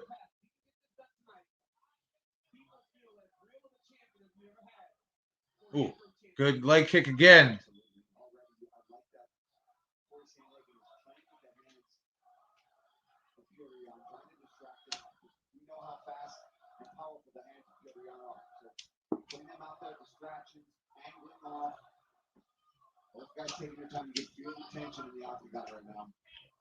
Oh, good overhand left by Jan there. Sandhagen took it well. Nice outside leg kick again by Sandhagen. Doing a good job utilizing those kicks, staying off the center line and using that height. There you go, that jab. Keep that jab pumping. There you go. Good body shot. Woo! I like that left hand to the body by Sandhagen as he switched to southpaw.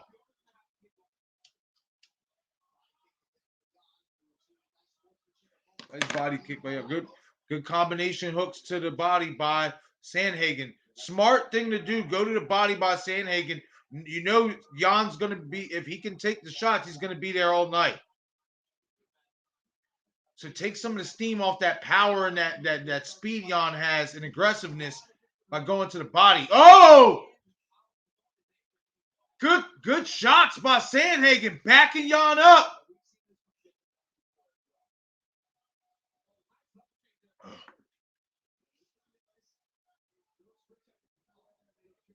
Level change, and then Sandhagen has Jan's back, and they're up against the cage.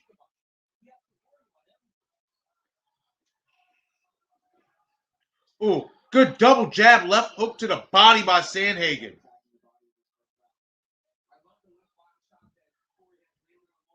Yeah, that left hand to the body. It's there. Oh, good shots by Jan there. Good left hand.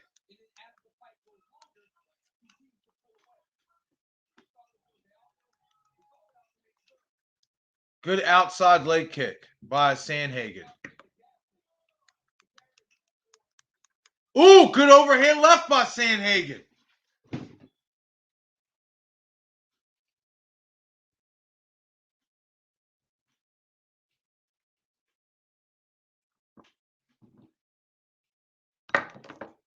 Sandhagen now orthodox. Throws a right hook. Grazes. Nice shots, but none of these shots are really doing nothing to Petr Yan yet.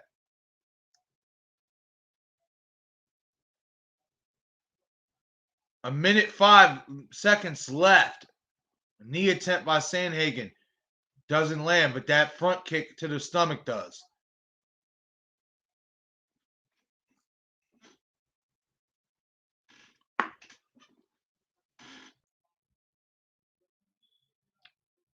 Good left straight by Sandhagen. Slightly gets through. But Jan still stalking. Oh, good outside leg kick by Jan. But Sandhagen with a good combination. Nice outside leg kick again by Sandhagen. He shoots for a takedown. Good job by Jan, level changing, but good combinations by Sandhagen with the strikes.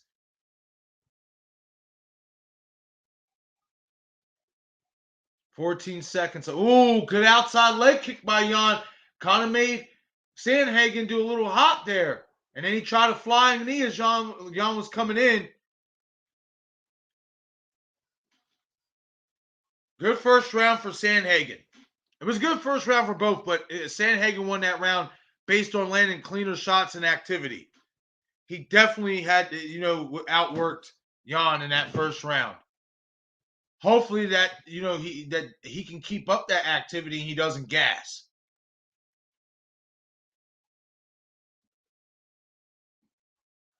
The thing is that Petr Yan doesn't look like any of these shots are landing. Well, not landing, but they're doing anything to deter him from coming forward. That could be a problem for Corey, especially with the volume he's putting out. If none of these shots are really backing Petr up and hurting him, that could end up causing Sandhagen to use a lot of energy.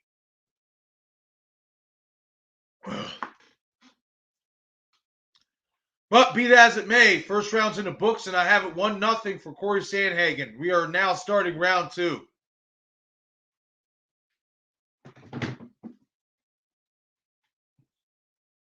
All right, round number 2 starts. Already, they're closer than they were in the first round in terms of, distance. Petr's starting to walk him down. Good body kick by Petr. Now he switches southpaw.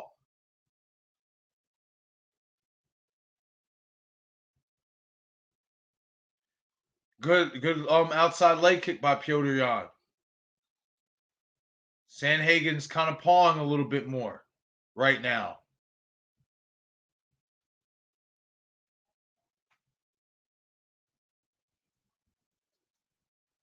Good body kick again by Jan. He's starting to get aggressive more, but nice retaliation by Sandhagen there. Nice overhand left by Petr Yan.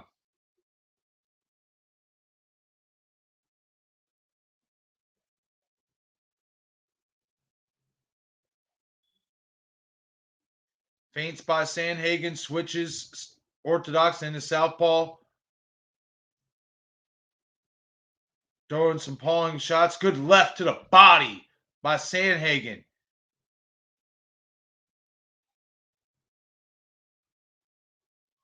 Oh, good body kick again by Jan. Oh, nice jab. Misses on the right hand by Jan. Oh, Sandhagen with 3 jabs, a left hook to the body, and then another left hook to the body. Nice left straight to the body by Sandhagen.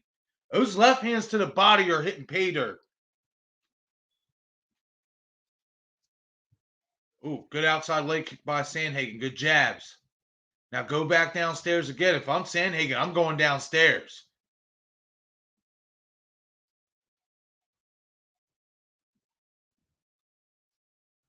Oh, body kick attempt. Oh! Sandhagen blocked the body kick attempt and then off the spin landed a nice straight right on Jan. Ooh, good overhand left by Jan. Hits the button.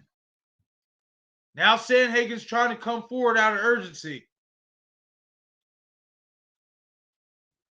Body kick again by Jan. Good left hand again to the body by Sandhagen. It's a good fight.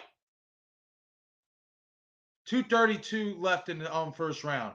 Second round.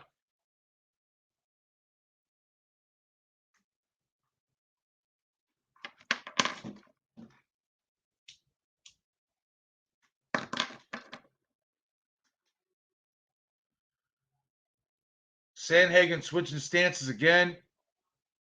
Throwing some pawing shots, but not really landed with damage. Good jab there, though, by Sandhagen. Backing Jan up a little bit. Good outside leg kick from Jan. Ooh, good combination by Sandhagen.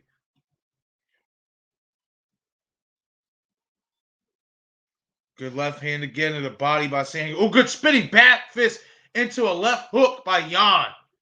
Nice. He's trying to knock him out with that left. Ooh, it's worth the note. Jan is fighting with his mouth open.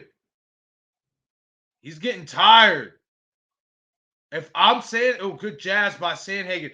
If I'm Sandhagen, I'm going to the body. With his mouth open like this, I'm going right to the body.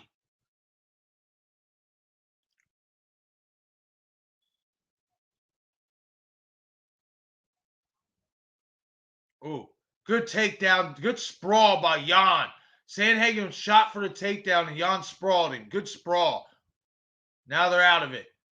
Momentarily. They're in a clinch. Now they're out of the clinch.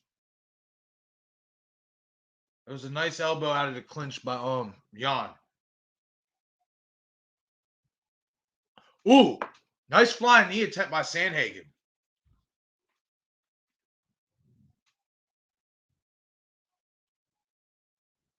That's the thing about this guy. That flying knee can come out of nowhere anytime.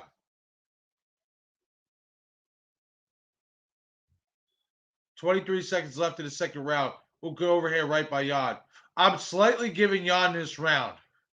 He's landed the better, more authoritative shots. Good left hand by Jan.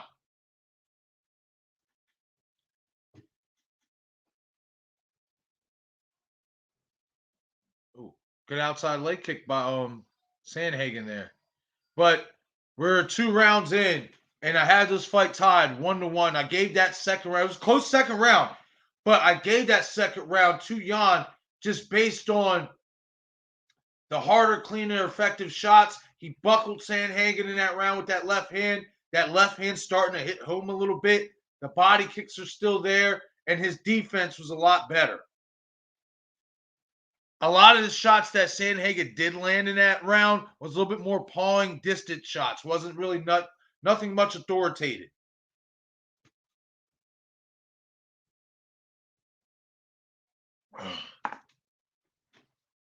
I will say this. There was at a point in time there where Jan had his mouth open. Obviously breathing with his mouth open. And I feel like when Sandhagen sees that, he needs to dig back down to the body. He's landed some really good left hands to the body in this fight. And if I'm him, when I see Petter's mouth open, you know what I mean? I'm going to the body.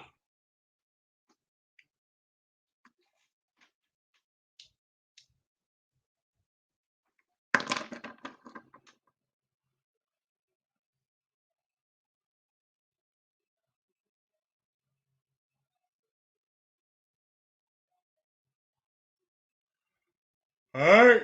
Ooh, good leg kicks by Jan, but Sandhagen buckles in with a nice straight jab.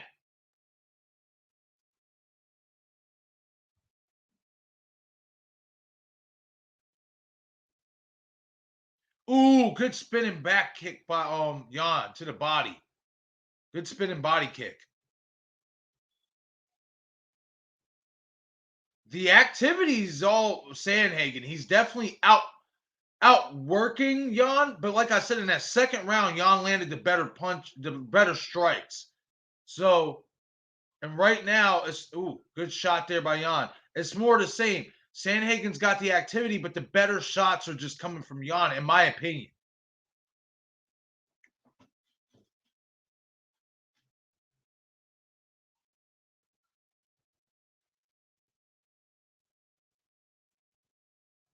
Other than that jab, that did buckle Jan for a split second. They did back him up good. Ooh.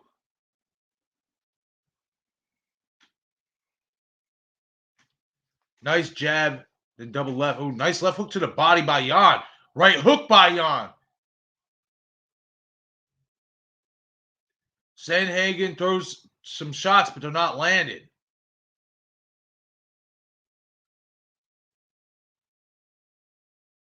Like I said, a lot of these shots, these punches by Sandhagen are just touching shots. They're not landing. Okay, that right hand got through.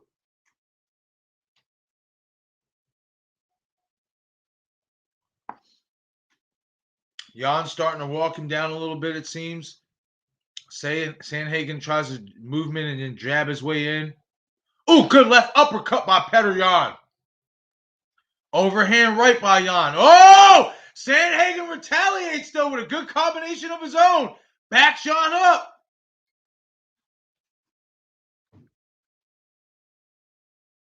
Wow, what a good fight. Good left hooks by Jan. Good right hook there by Jan.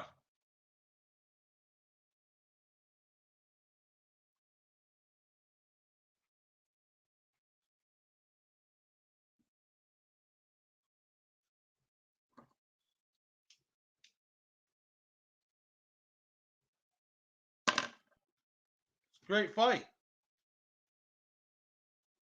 2 minutes left in the third round.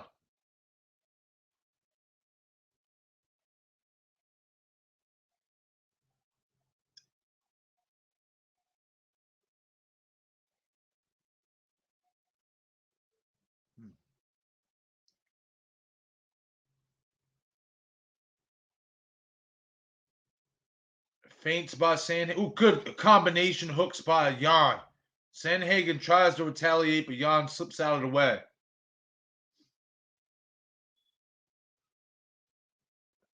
Head kick attempt by Jan misses.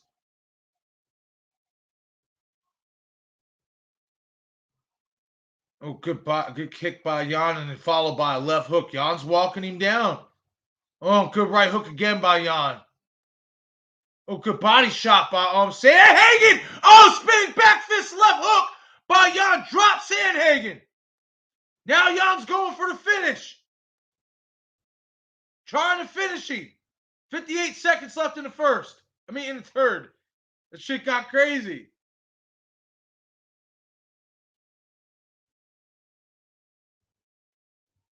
What a spinning. He did that combination earlier. He did a spinning back fist, and then he swung a left hook. And this time it hit Pater and dropped Sandhagen. Now he has Sandhagen on the ground on his back. He's going for a rear naked, but Sandhagen does a good job getting out of it.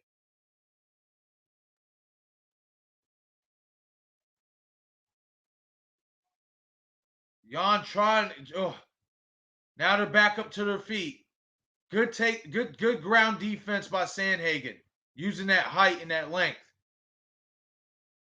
11 seconds, 10 seconds left in the third.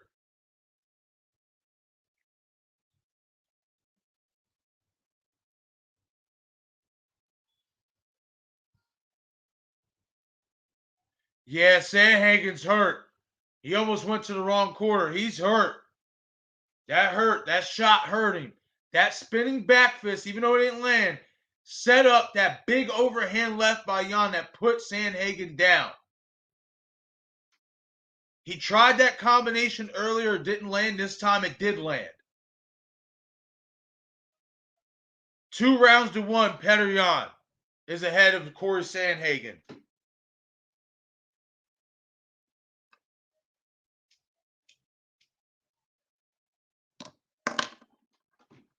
And the story of the fight is that now Jan's starting to walk him down. Like I said, a lot of Sandhagen's, especially the punches that he's throwing, isn't landing much of anything. It's just more pawing, more touching distance punches. Wow, that spinning back fist actually did land, followed by that left hook.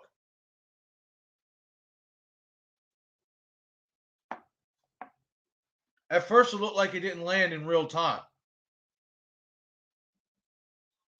But he stuck that spinning back fist and landed that overhand left over top of it. And he tried that earlier in the fight and it didn't work, but this time it did. 4th round. Jan, he's got confidence.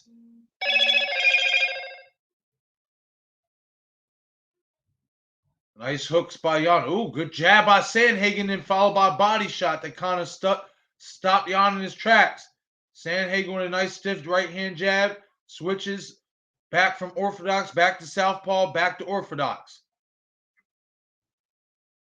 Back to southpaw. Jab again. Right hook attempt by Sandhagen just misses. Oh, good left hand straight by Jan. Oh, another left hook by Jan.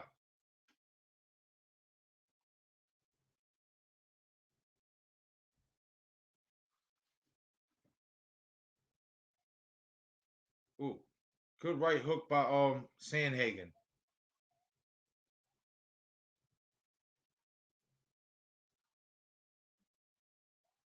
Oh, good left hook by Jan. Sandhagen had, he did get dropped. He got a good chin. He's taking these shots pretty well. And he's still in this fight. He's just got to, it's like I said, he's got to land something meaningful to back Jan up or to put him down, something. Because Jan is just he's walking him down. Good hook combination followed by a body kick. Good straight left by Jan there. Oh, good jab overhand left by Jan.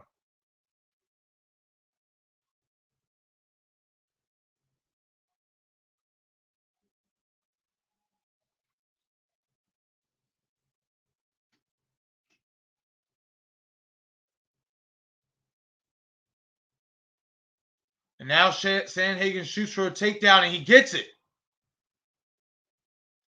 And now he's looking for, I think, a heel hook. Good defense, though, by Jan to get back up to his feet.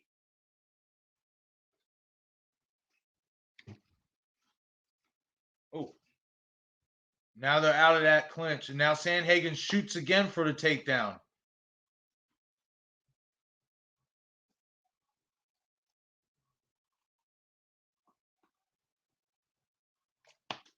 Oh, Sandhagen tries an elbow, just missed. Nice double jab, though, by Sandhagen. It lands. Ooh, good combination by Jan. Oh, Sandhagen tried a spinning back fist of his own. Didn't land. And nice left hook to the body. Double left hooks to the body by Jan. That hurt Sandhagen. He didn't like those body shots. Those body shots landed. He tried to retreat immediately.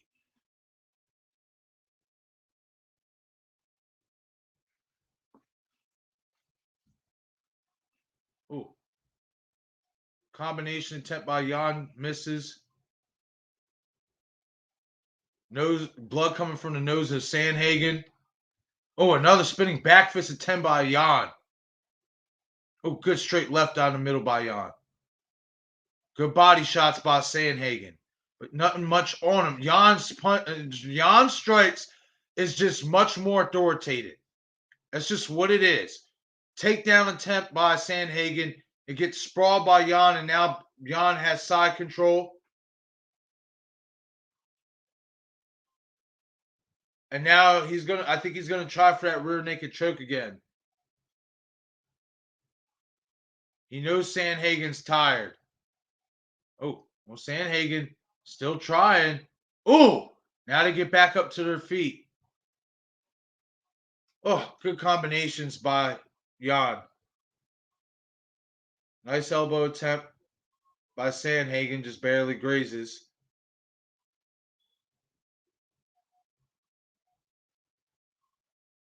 Like I said, the story of the fight is that Sandhagen's shots are just they're not backing Jan up, and Jan's shots are he's just getting stronger by the round, and they're just backing Corey up most of it now. Like, Corey's still there, but it's just the better, harder, cleaner strikes is coming from Petr Yan. And even though Sandhagen did score a quick mini takedown in that round, he didn't keep him on the ground long enough to really say he secured the takedown. That another round dominated by Petr Yan. I have him up 3-1 in this fight. At this point, Sandhagen needs a knockout, and this is the last round. He needs a knockout. I have Petr Yan up 3-1. If you're watching this fight, hit the comment section. Let me know what you guys think about this fight between Sandhagen and Corey Sandhagen and Petr Yan, and how are you scoring the fight?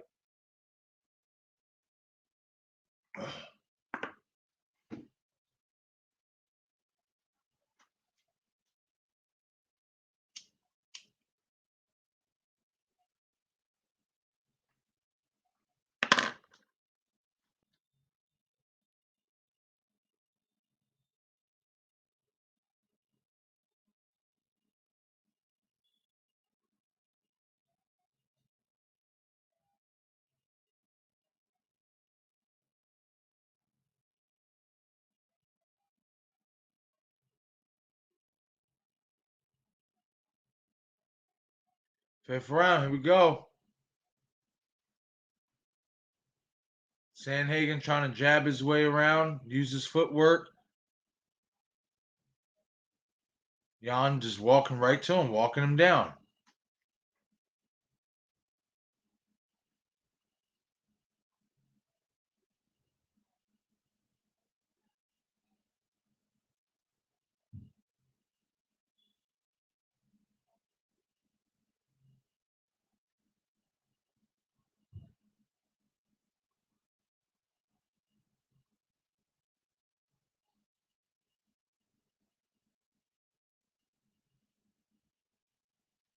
Not much going on right now. Like Sandhagen's using a lot of movement. Oh, nice flying knee attempt by Sandhagen, but it didn't do nothing. Yan comes back with a jab, left hand right down the middle.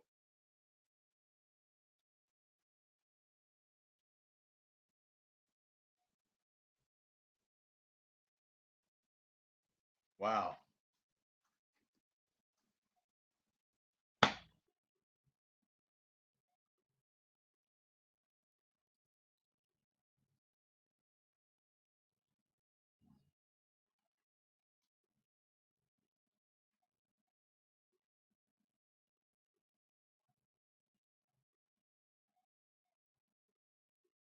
Yan is just walking through everything.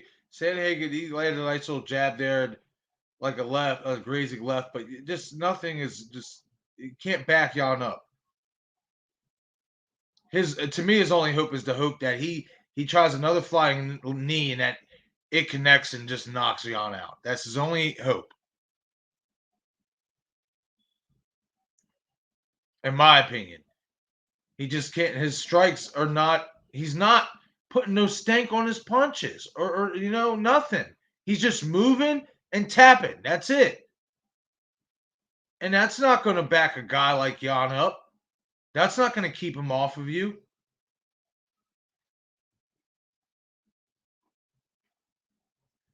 Like, if you're going to do this much movement, when you plant, at least you got to plant at some point and throw some combinations. Now they get into a clinch, like a takedown clinch attempt. Now they're back out of it, back in a stand-up.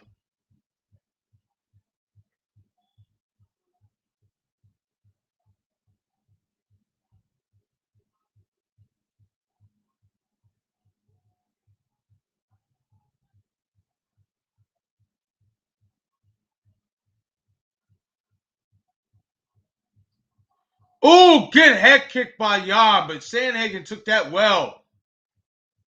Wow. Wow. Oh, good shots by Jan with an overhand left, but then Sandhagen answers back with a nice right hook.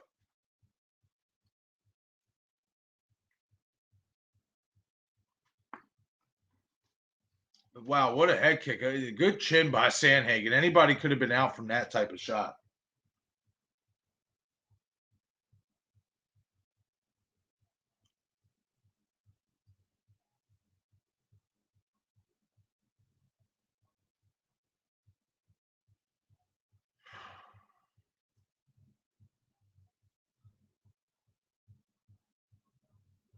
Mm.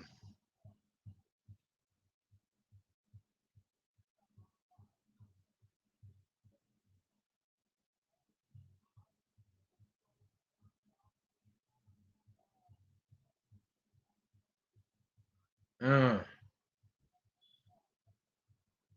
Good shots by Jan. Body shots, good hooks. And they're not like, they're all short and crisp. And tight shots. Oh, he tries that spinning back fist left hook again, and this time it didn't land.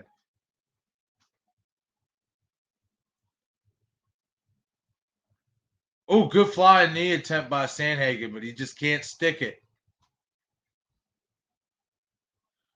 Oh, 5 seconds left in this fight. Oh! Oh, they're fighting after the bell. Wow. Spinning back kick by Jan. Wow. That landed. And I think Sandhagen landed something there too, and it hurt Jan. I got to see the slow. That shit happened so fast. That was a good sequence right there. I think that's why Sandhagen sprinted after him, because he think he was hurt. Wow. All right, they went to commercial break. But I want to check that replay out and see what exactly happened in those final 5 seconds. Because I think that Sandhagen hit Jan with some shit that kind of stunned him a little bit.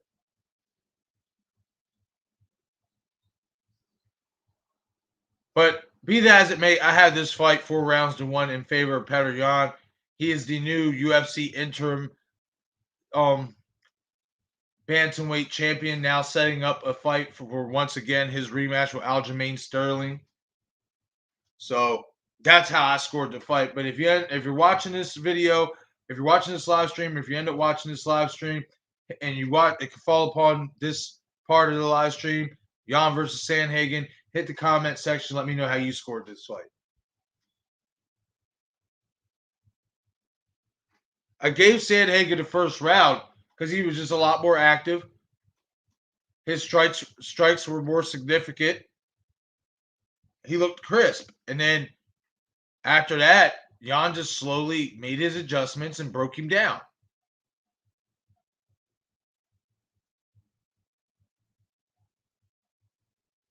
Okay, yeah, that wasn't as crazy as I thought. But that spinning back kick was crazy that Jan landed.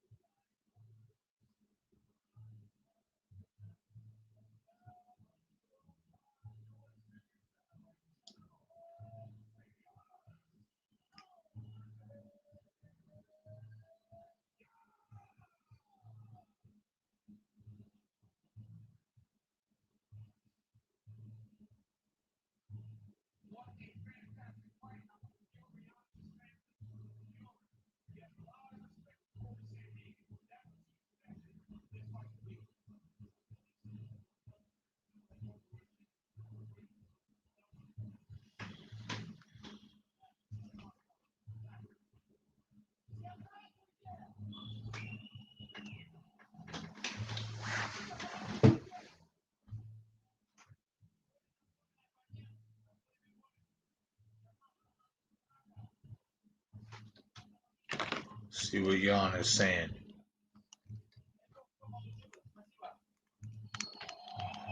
Hi everyone, thank you for the support. Corey is a well-deserving opponent. I knew at some point it's going to be a fight, and I knew I'm going to change the course of this fight. You know, early in the fight, Corey came out with a lot of different looks. If you look up here, it was your biggest impression that ultimately got to him. What? Did you expect him to have that much movement early? And with all that movement, how much difficulty did you have finding him? Did land that high knee, that fly knee at one point, but it just didn't do nothing to Jan.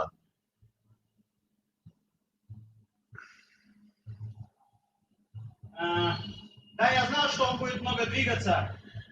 I will say this: I'm seeing a lot of these reactions from Twitter and stuff, and I'm not saying it wasn't like a bad fight.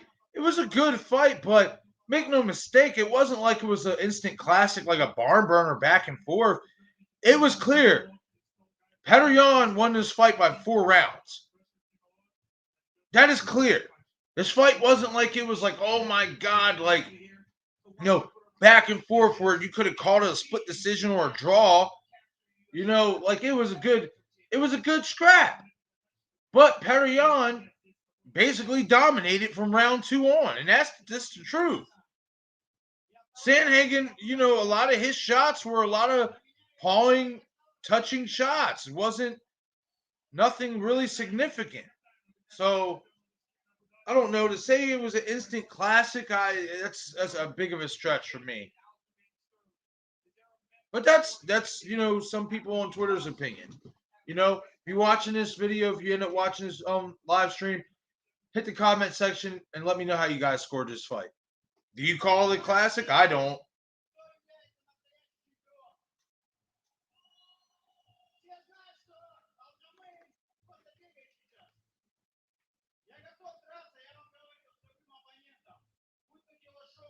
Well, we obviously know you just called out Azerbean. We knew that was coming.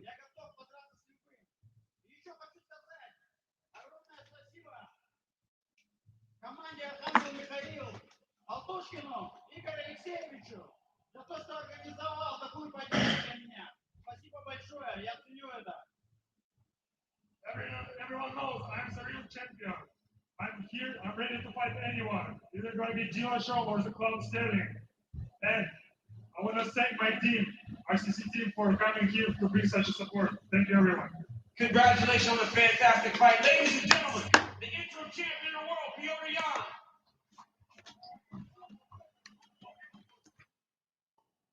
I'm here reporting Sandhagen, Corey. What a fantastic performance, my man.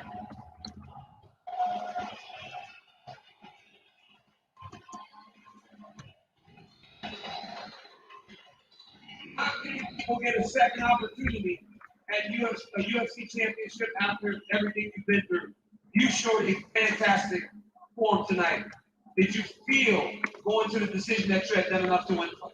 Not really. He's a hell of a fighter, man. You know, oh man. You're a great fighter. He was better tonight, man. I have nothing else to say. I always ask, I want to fight the best in the world. I know that that's what's going to make me the best martial artist that I can be. And I'm grateful I got to do it tonight. I'll take from it and I'll learn from it. Next time I face one, I get to win. Corey Sandhagen, we thank you, my friend, for coming to Abu Dhabi and putting on a fantastic fight. All right. Ladies and gentlemen, give it up. Well, as we know, Petr Yan became the interim bantamweight champion, setting up his rematch for Aljamain Sterling. Unfortunately for Corey Sandhagen, is back to the drawing board. He'll probably slide down the rankings again a little bit, you know, but not taking nothing away. He put in a good fight, but it wasn't, like I said, an instant classic like some people are claiming it was. Like, after once the second round, like, and Yan took over, the fight was basically, it was over. Like, you know, not saying Sandhagen didn't have his chances, because he did, but it was basically dominated by Petr Yan. It really was. All right, now we're going to the main event, the light heavyweight championship. Champion Jan Blachowicz going up against number 1 contender Glover Teixeira. Veteran Glover Teixeira. He's like 42, 43 years old fighting still. Most finishes in UFC light heavyweight history with 12. 32-7 record. He has been on a crazy surge here lately. I will say that. So, but me personally, I'm going with Blachowicz. I just think right now it's his time, and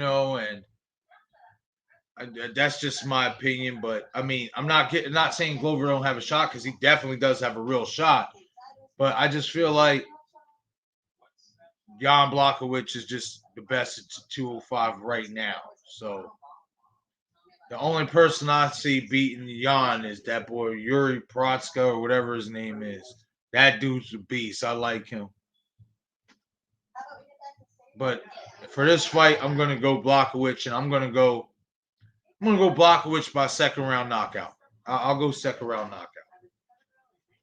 I don't see this fight going the distance, and I think if anybody's gonna get a knockout, it's gonna be Blachowicz. But he does have to keep in mind of Cesaro's wrestling and submission ability as well.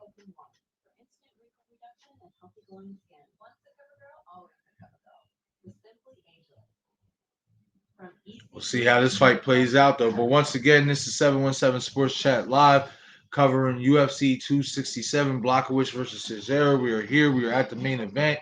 Hit that like button. Hit subscribe to the channel. As well as hit that bell icon so you get all the latest content updates. As well as if you want to make a donation to the channel, hashtag 717SCL is the donation link. You can also find that donation link in the right-hand corner of my YouTube channel description on my picture.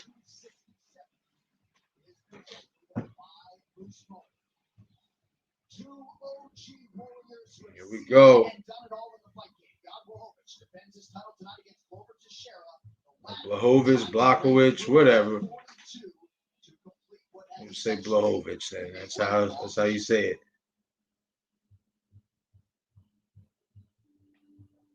Here we go with the video package. You would think with all the, the pre-fight press conferences and all the countdowns and stuff, that you'd have enough video packages to see. You don't need to see it during the pay-per-view. Just get to the walkouts in the fucking fight. I understand it, I guess, promotional and get you even more anxious, ready for the fight. But at this point, I'm just ready to see it. I don't watch all the video packages. I don't watch the countdowns and all that.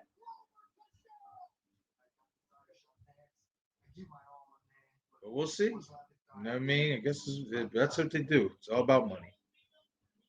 You got to pay those advertisers. It's understandable. Sucks, but understandable. Fix up the situation, and I have to find a way to be a champion. He truly believes he has one title run left. We start figuring this out. I dig deep and I come back, man. Oh! The left hook put Smith down face first! What is happening? At 40 plus years old. Mm-hmm. It's not how hard you hit. It's how hard you get hit. And keep coming forward. He's legitimately rebuilt himself the way he's shown up in these fights. 5 in a row. He's the #1 contender. It's just a real inspiration to see that. If your heart's in it, there's no telling what you It's the truth, though. That is a hell of an inspiration. Glover Teixeira. Who would have thought Glover Teixeira would still be here knocking on the door for a title, having a title shot? Didn't see that coming. No, he's a really good fighter. He's a really good fighter, Glover Teixeira. But didn't ever think he would crack, that title shot, sniffing that title shot again. And here he is. But at the same time, I just think right now is Blachowicz's time. It's going to be interesting, though.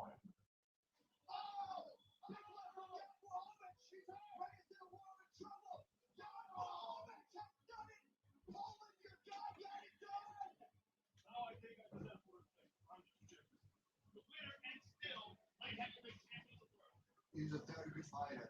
I just think there's a good matchup for me. It's going to be a brutal fight. It's going to be a dog fight. But I see a finish in the 3rd or 4th round. UFC going to have a new light heavyweight champion world. For everything will be just for me.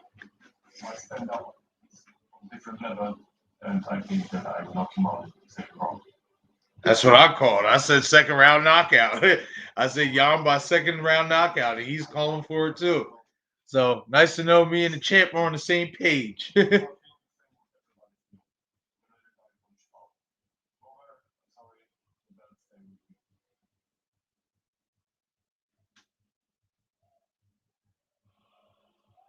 right, here we go with the walkouts. I won't believe it's Glover first, being he's the challenger.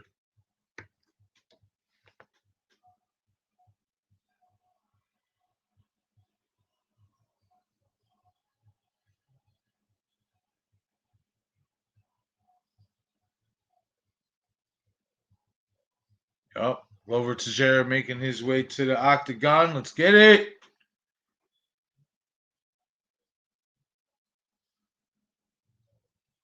I ain't gonna lie, I'm getting the Rocky Fields here right now. Sold ass head, still fighting, trying to become world champion for the first time, you know what I mean? At 40, like 3 years old. I'm starting to get the Rocky vibes. Holy shit.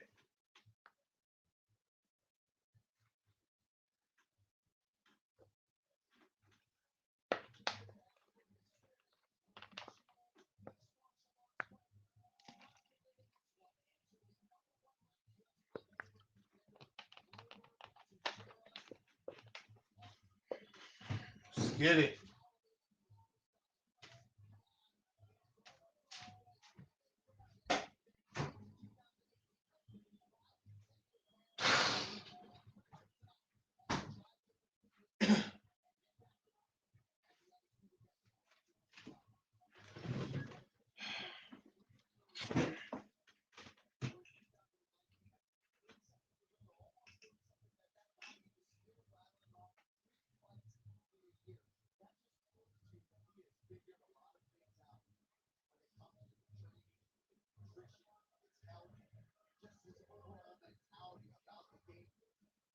Ally Quinta really pulling for Glover here. It's time. Glover says, Cheryl, let's go. That was her Burns or whatever.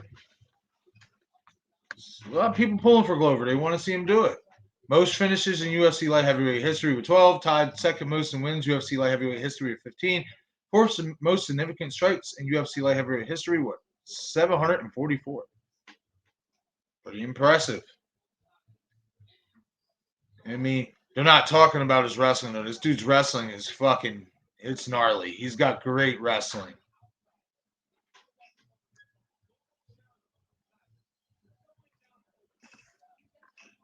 Let's get it.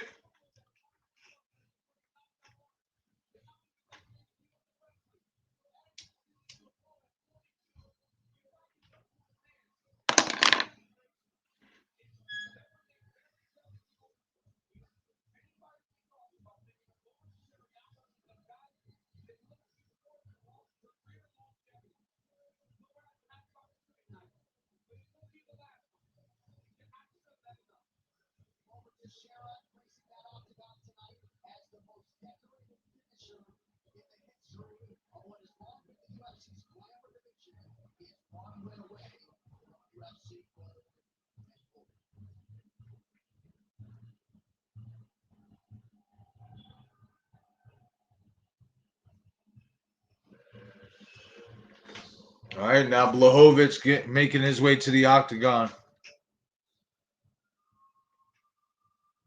We're playing some old school classy shit.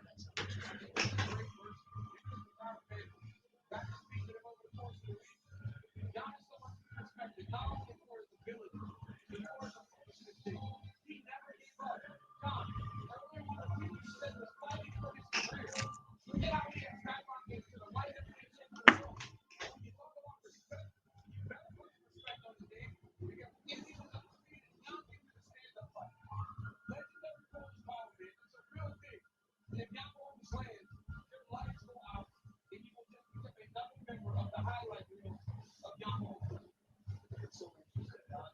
UFC light heavyweight champion, obviously 5-fight winning streak, fourth most wins among active UFC light heavyweights with 11.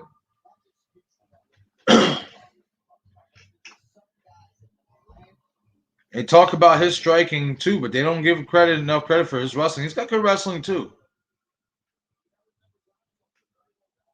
Yeah, he's well rounded, man. Yeah, John Anik just blurted that out. Like he's definitely very well rounded. He's not just a one trick pony. He doesn't just have knockout power. I mean, he can wrestle. He can do everything. Excuse me.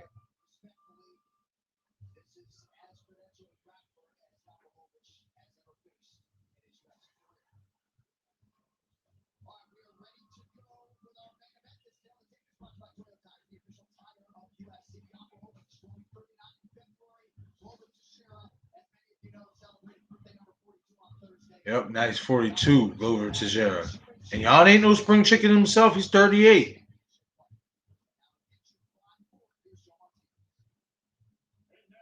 Both the same height, but Jan does hold a 2-inch reach advantage.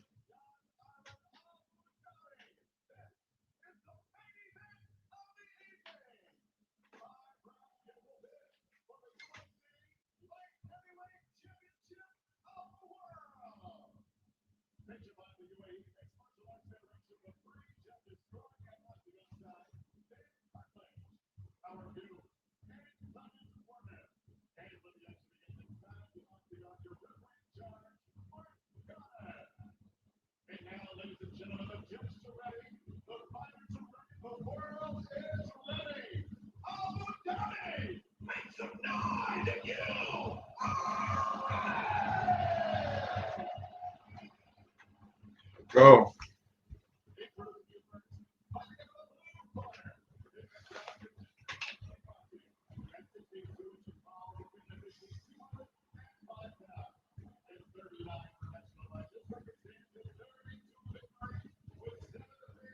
That's still a very impressive record for not being like a champion in the UFC or whatever. 32-7 and stuff. I'm pretty sure he's held outside organizations, titles, places, and stuff like that. But 32-7, that's a really good record.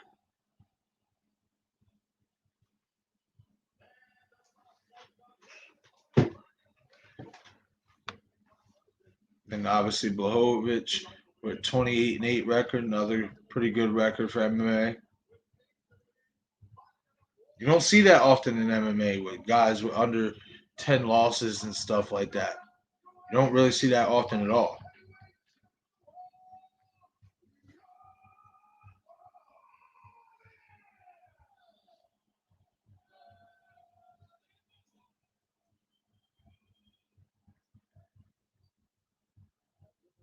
Here we go.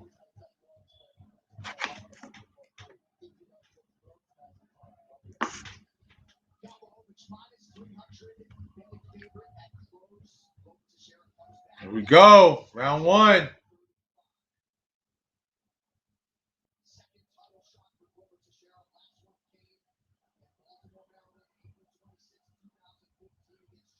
Damn. So Teixeira didn't have a title shot in 7 years. Oh, good already. Outside leg kick by Blachowicz lands. Nice. And then a jab followed up.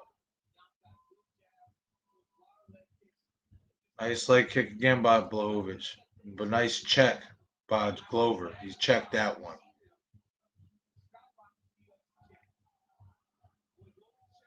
Glover Teixeira standing close to him. Oh, nice hook attempt. He puts Jan on the back, and he got Jan up against the fence. He's trying to shoot for the takedown. And he gets it. He gets that takedown. Glover gets the takedown. I told y'all he's gnarly with wrestling, man.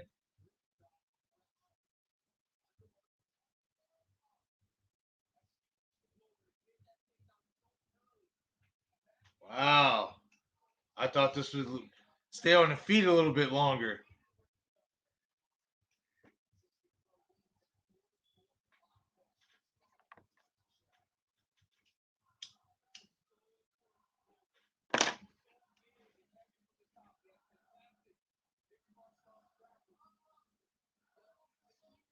Now Glover on the top.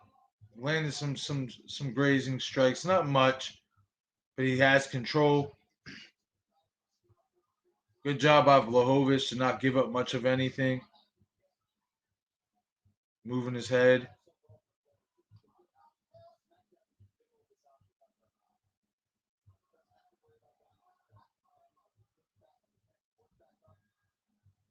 Good job by trapping the arms by Blahovic. He's not letting Glover get off on any heavy strikes right now, even though Glover's in good position to do so. He's doing a good job trying to trap the arms and just keep a hold of Glover so Glover's not doing no damage. Good bottom defense by good ground defense by Blahovic.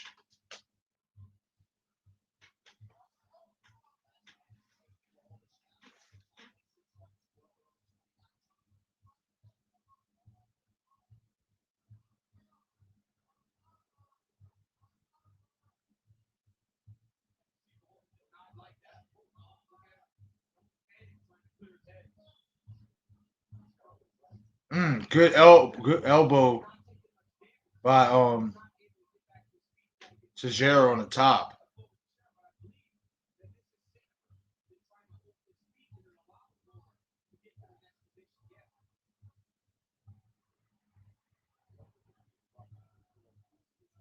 Two minutes and 7 seconds left in the first round. Fans are getting a little restless.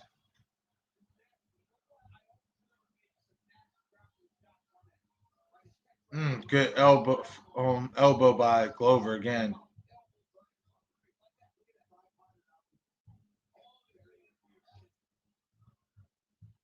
So far, his round's obviously dominated by Tejero, the challenger. He shot for the takedown, he got it, and he's been in control ever since. He's not doing too. Oh, nice elbow there. He's landed some nice elbows here recently, but in the first half of this control, he wasn't doing much. But obviously, he's doing enough to obviously dominate and win this round. Blahovic hasn't been able to really get up and do anything or find a way to get out of this position he's in.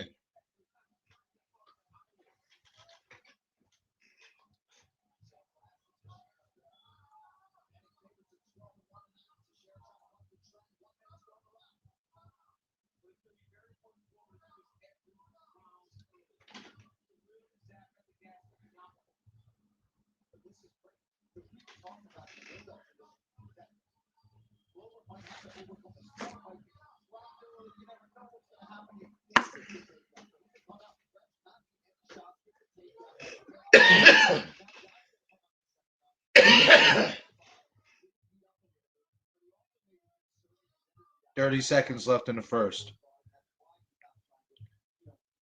Once again, Blahovic for the most part is doing a good job defending him, like grabbing a hold of the arms, not letting Glover get too many clean shots in. 10 seconds.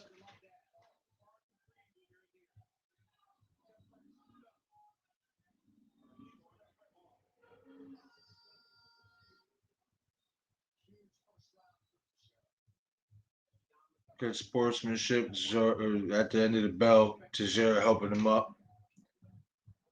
But obviously, 1 round to nothing for Glover Tejero. He took control. He shot for the takedown.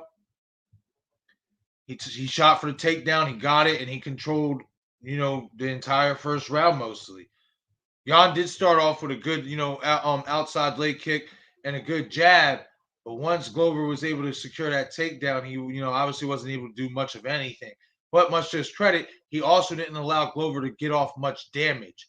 Yeah, Glover did land maybe about good 3 elbows in that whole time frame, but he didn't get much work done in terms of, ground and pound. Jan did a good job defending most of that. Second round. Here we go.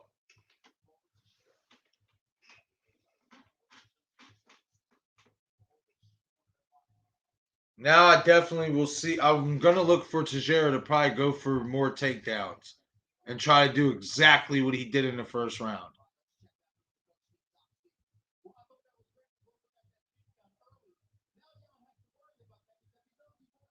Oh, good jab by Jan.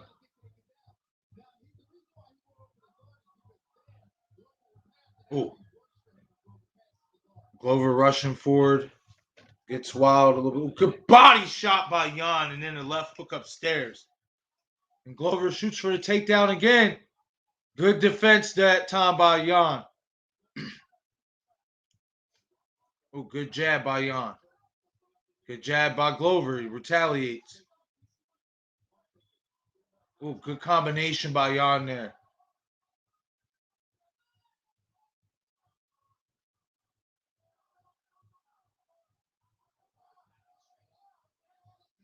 Oh, another good combination by Blachowicz. Glover taking him well, though, just coming forward. And at this point, Glover, when he's throwing his strikes, it's just more or less to me looking like he's throwing strikes, but it's like just to set up for eventually the takedown. Good job by Jan to get a hold of him in this clinch and turn the tide. All right, now Jan lets him go. Now they back in the middle of the octagon. A good uppercut by Jan. Left hook, jab, nice. So far, Jan Blachowicz is winning the second round. Glover shoots for a straight right, but then tries to shoot for a takedown, and Jan stuffs this takedown again as well. So that's 2 takedowns so far in the second round already that Jan Blachowicz has adjusted and stopped. Oh, good body shot by Glover. Oh, big left hook by Teixeira. That backed up on Blachowicz. That hurt Blachowicz a bit. Ooh, Blachowicz retaliates, stuns Teixeira. Oh, big right hand by Teixeira. What a fight. Now, this is a good fight. Oh, Teixeira gets the takedown.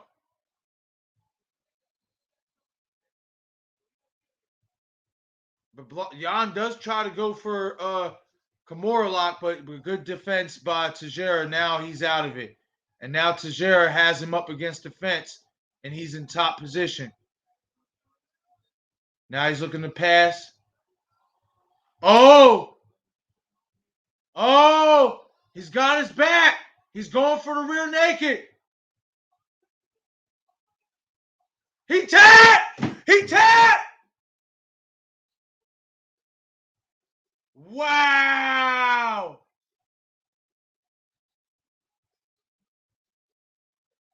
Wow!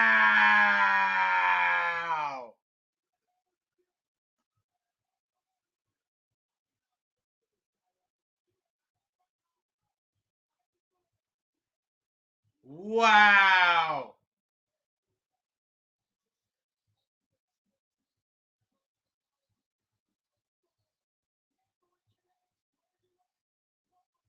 Wow! I said Blachowicz would finish him in the second round. It was the opposite. Teixeira finished him in the second round with a submission, though. Wow. I did not see that. I got to see that replay. I got to see how tight that was. I didn't see Blachowicz tapping like that fast anyway. That was a really good round. They were both trading shots, landing some big shots. Blachowicz was winning most of it, and then Glover secured that takedown again. And Jan did try to go for a Kimura lock. Okay, let's see what happens.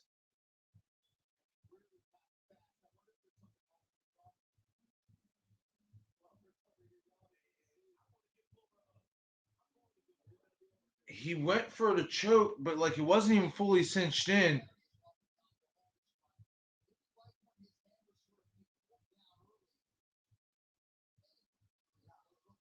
Just like he tapped early to me.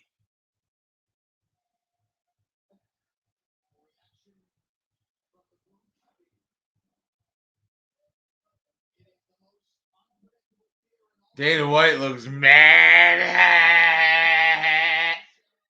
Dana looks mad. I don't care what he tries to put on a fake smile now.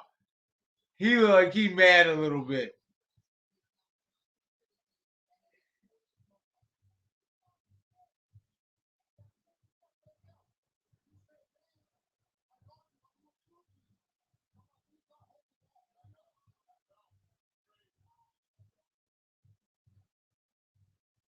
Wow. Good job by Glover Teixeira. He deserved that. He deserves it. And man, been fighting his ass off for a long time now. I did not see it ending like this, though. They said maybe something's wrong with Jan's jaw. Maybe that left hook did something to his jaw. Maybe broke his jaw. Because as soon as Glover went to apply pressure, Jan didn't want nothing. Damn, he's heartbroken. Got nothing to be ashamed of, though, man. You're a great champion. You know what I mean? Come back and do it again. Get your rematch. Just come back and do it again. Don't hold your head down. Come back and do it again. Ugh.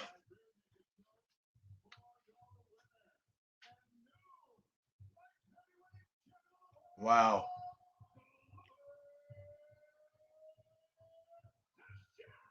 Wow, I need a cigarette on that one.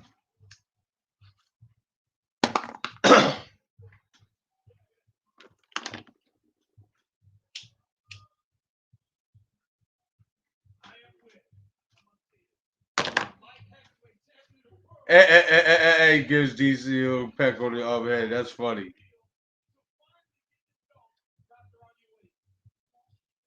'14th undisputed UFC light heavyweight champion in history. See what he says, man. That's what's up. He deserves it. I thought about it. What am I going to say? And I don't have it. Right now, I just, you know, how we talk about Dana today, how he promotes the UFC, and how he breaks the rules. And that's why the UFC it is what it is. And I'm breaking the rules, 42 years old. And I'm going to keep breaking those rules. That's what's up. I said I felt Rocky vibes. This shit, yo. Oldest first-time champion in modern UFC history. 42 years old. 42 years and 2 days old.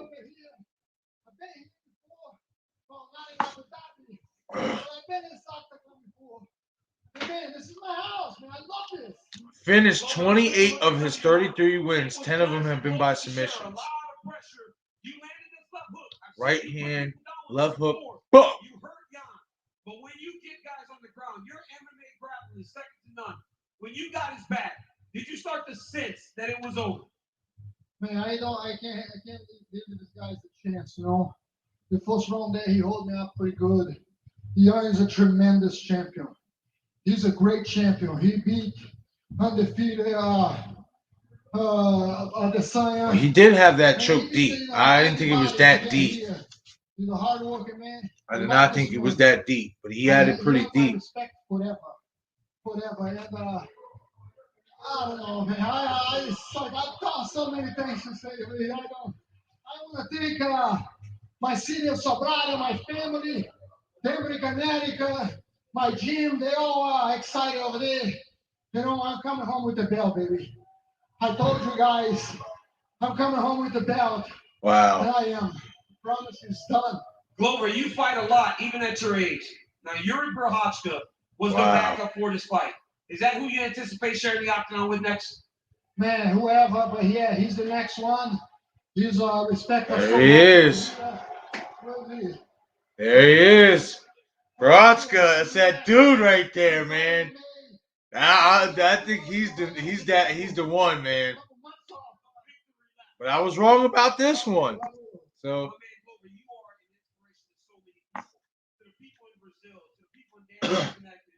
wow. As now the UFC light heavyweight champion, what would that be? Never give up in your dreams. No matter what people say, don't listen to them. That's right. They're gonna put you down. Don't listen to those negative people. Believe in yourself. Keep going forward. And take guys like you that motivates me when you won the belt. Or 38, 40, you're keeping the belt, double champ. The older age, that's what motivates me. And I want to keep getting motivated by those guys, and I want to motivate the young kids that come up there. Glover Teixeira, you said that you wanted some drinks tonight. I'm pretty sure there's going to be a lot of people trying to buy it for you. Ladies and gentlemen, give it up to the light heavyweight champion of the world, Glover Teixeira. Wow. I'm here with Jan Blachowicz. Jan, what went wrong in there tonight with Glover Teixeira? Because it just didn't seem like you got out of first gear like you normally do late. Everything goes wrong with me, you know. I think I left the legendary Polish party at hotel room, you know. That's what happened. But you know, this is not the end of story. This book is not closed. I'm not a quitter. I'm not going home anywhere. I come back to home. Whenever to bed, I will come back for shooting. You have showed that on a number of occasions by becoming a champion, pulling yourself up out of bootstraps. On the choke, was it a choke under the neck or was the pressure on the jaw? It was clean choke. I started, it was clean Makaleo. Oh. You know, Glover Teixeira fought a great fight. You have been an inspiration to many, Jan Blachowicz. Congratulations on becoming the UFC champion and good luck on your way back. Ladies and gentlemen, give it up for Jan Blachowicz. And to put a bow on it for Team Teixeira and everybody at Glover Teixeira MMA and Fitness, for Nelly Feliz, his son Ali, John Hackelman, John Nondor, and Wow. of course, Ingrid Oh, Teixeira. What a moment you're watching. for As you know it, Glover Teixeira pulls off damn near the impossible at age 42 and is now the new UFC light heavyweight champion, defeating Jan Blachowicz by second round submission with rear naked choke. I mean, in my honest opinion, the choke didn't look that deep. When you look at the replay, it was cinched in pretty good. And if Jan himself says like it was, it was right, it was a perfect choke, you got to take the man's word for it. You know what I mean? It's incredible, man. It really is incredible. To be 42 years old in this sport, you only see a handful of guys not even do that. Like Randy Couture did it. You know what I mean? That's the only real name I can really think of that, in terms of becoming a UFC champion. You know what I mean? Granted, he held the belt before, so he wasn't like the first time. You know what I mean? Glover's the first, 40-plus-year-old fighter, you know what I mean, for his first time to win a title. So, with that being said, it's a truly inspirational. It's a truly inspirational situation. It really is. You know what I mean? He kept. He no matter what anybody said, oh, you're too old, you shouldn't be fighting in this sport no more. This is a young man's sport. He defied that odd. You know what I mean? He kept fighting. And he said, I'm going to fight my way back into contention. I'm going to get that belt. And that's exactly what he did. And I kept telling people, just because he been knocking mofos out lately, don't forget about this dude's wrestling. He's a tremendous wrestler. And he showed that from the outset. He dominated the first round. Then, in the second round, Jan was winning that round up until that point that he got Jan down again and then obviously took his back and it was a wrap. Wow. But so the overall card was okay. You know what I mean? That Jan Sandhagen fight was a pretty good fight. Like I said, I felt like Petr Yan really dominated more than people, let it out to be. But be that as it may, Petr Yan defeated Corey Sandhagen to become the new interim UFC bantamweight champion. So now him and Aljamain Sterling will definitely have to run it back once Aljamain gets off an injury. And obviously Glover Teixeira pulls off the impossible and becomes the new light heavyweight champion. And apparently they're talking about Yuri Prochazka being the next fight. You know what I mean, against Teixeira. But in my belief, I feel like, Blachowicz, should get his rematch. It should have been a rematch clause. See, UFC don't do that enough. You know what I mean? There should be a rematch clause. But be that as it may, that's not looking like that's going to happen right away. It looks like Glover Teixeira, your new light heavyweight champion, will be fighting Yuri Prochazka. So we'll be definitely, that's my guy. I think Prochazka is like the future light heavyweight. I think that dude's legit. But as we've seen here tonight, today, anything can happen. And this dude, even at 42 years old, is still, now he's the best. You can say he's the best fighter in the light heavyweight division right now. He's got the belt. He won the belt. So right now, Glover Teixeira is the best in the light heavyweight division. So, anything can happen. But I'll be definitely looking forward to that fight. That should be really, really interesting. But once again, this is 717 Sports Chat Live. Covered UFC 267, Blachowicz versus Teixeira. If you watch this video, hit the comment section. Let me know how you scored these fights. And let me know what you guys think about Glover Teixeira becoming the oldest champion in modern UFC history at 42 years old. As well as Petr Yan defeating Corey Sandhagen. How did you score that fight? And now that Jan obviously won that fight, do you think Aljamain Sterling will either be stripped of the belt or will he make it back in time off an injury to have this rematch against Petr Yan? Because that fight just has to happen. Once again, it's a 717 Sports Chat Live. I'm your host, Marcus Witherspoon. Hit that comment section as well as hit that like button, subscribe to the channel, as well as hit that notification icon to get all of this content updates. I'm out of here for the day, guys. Everybody enjoy the rest of their Saturday evening.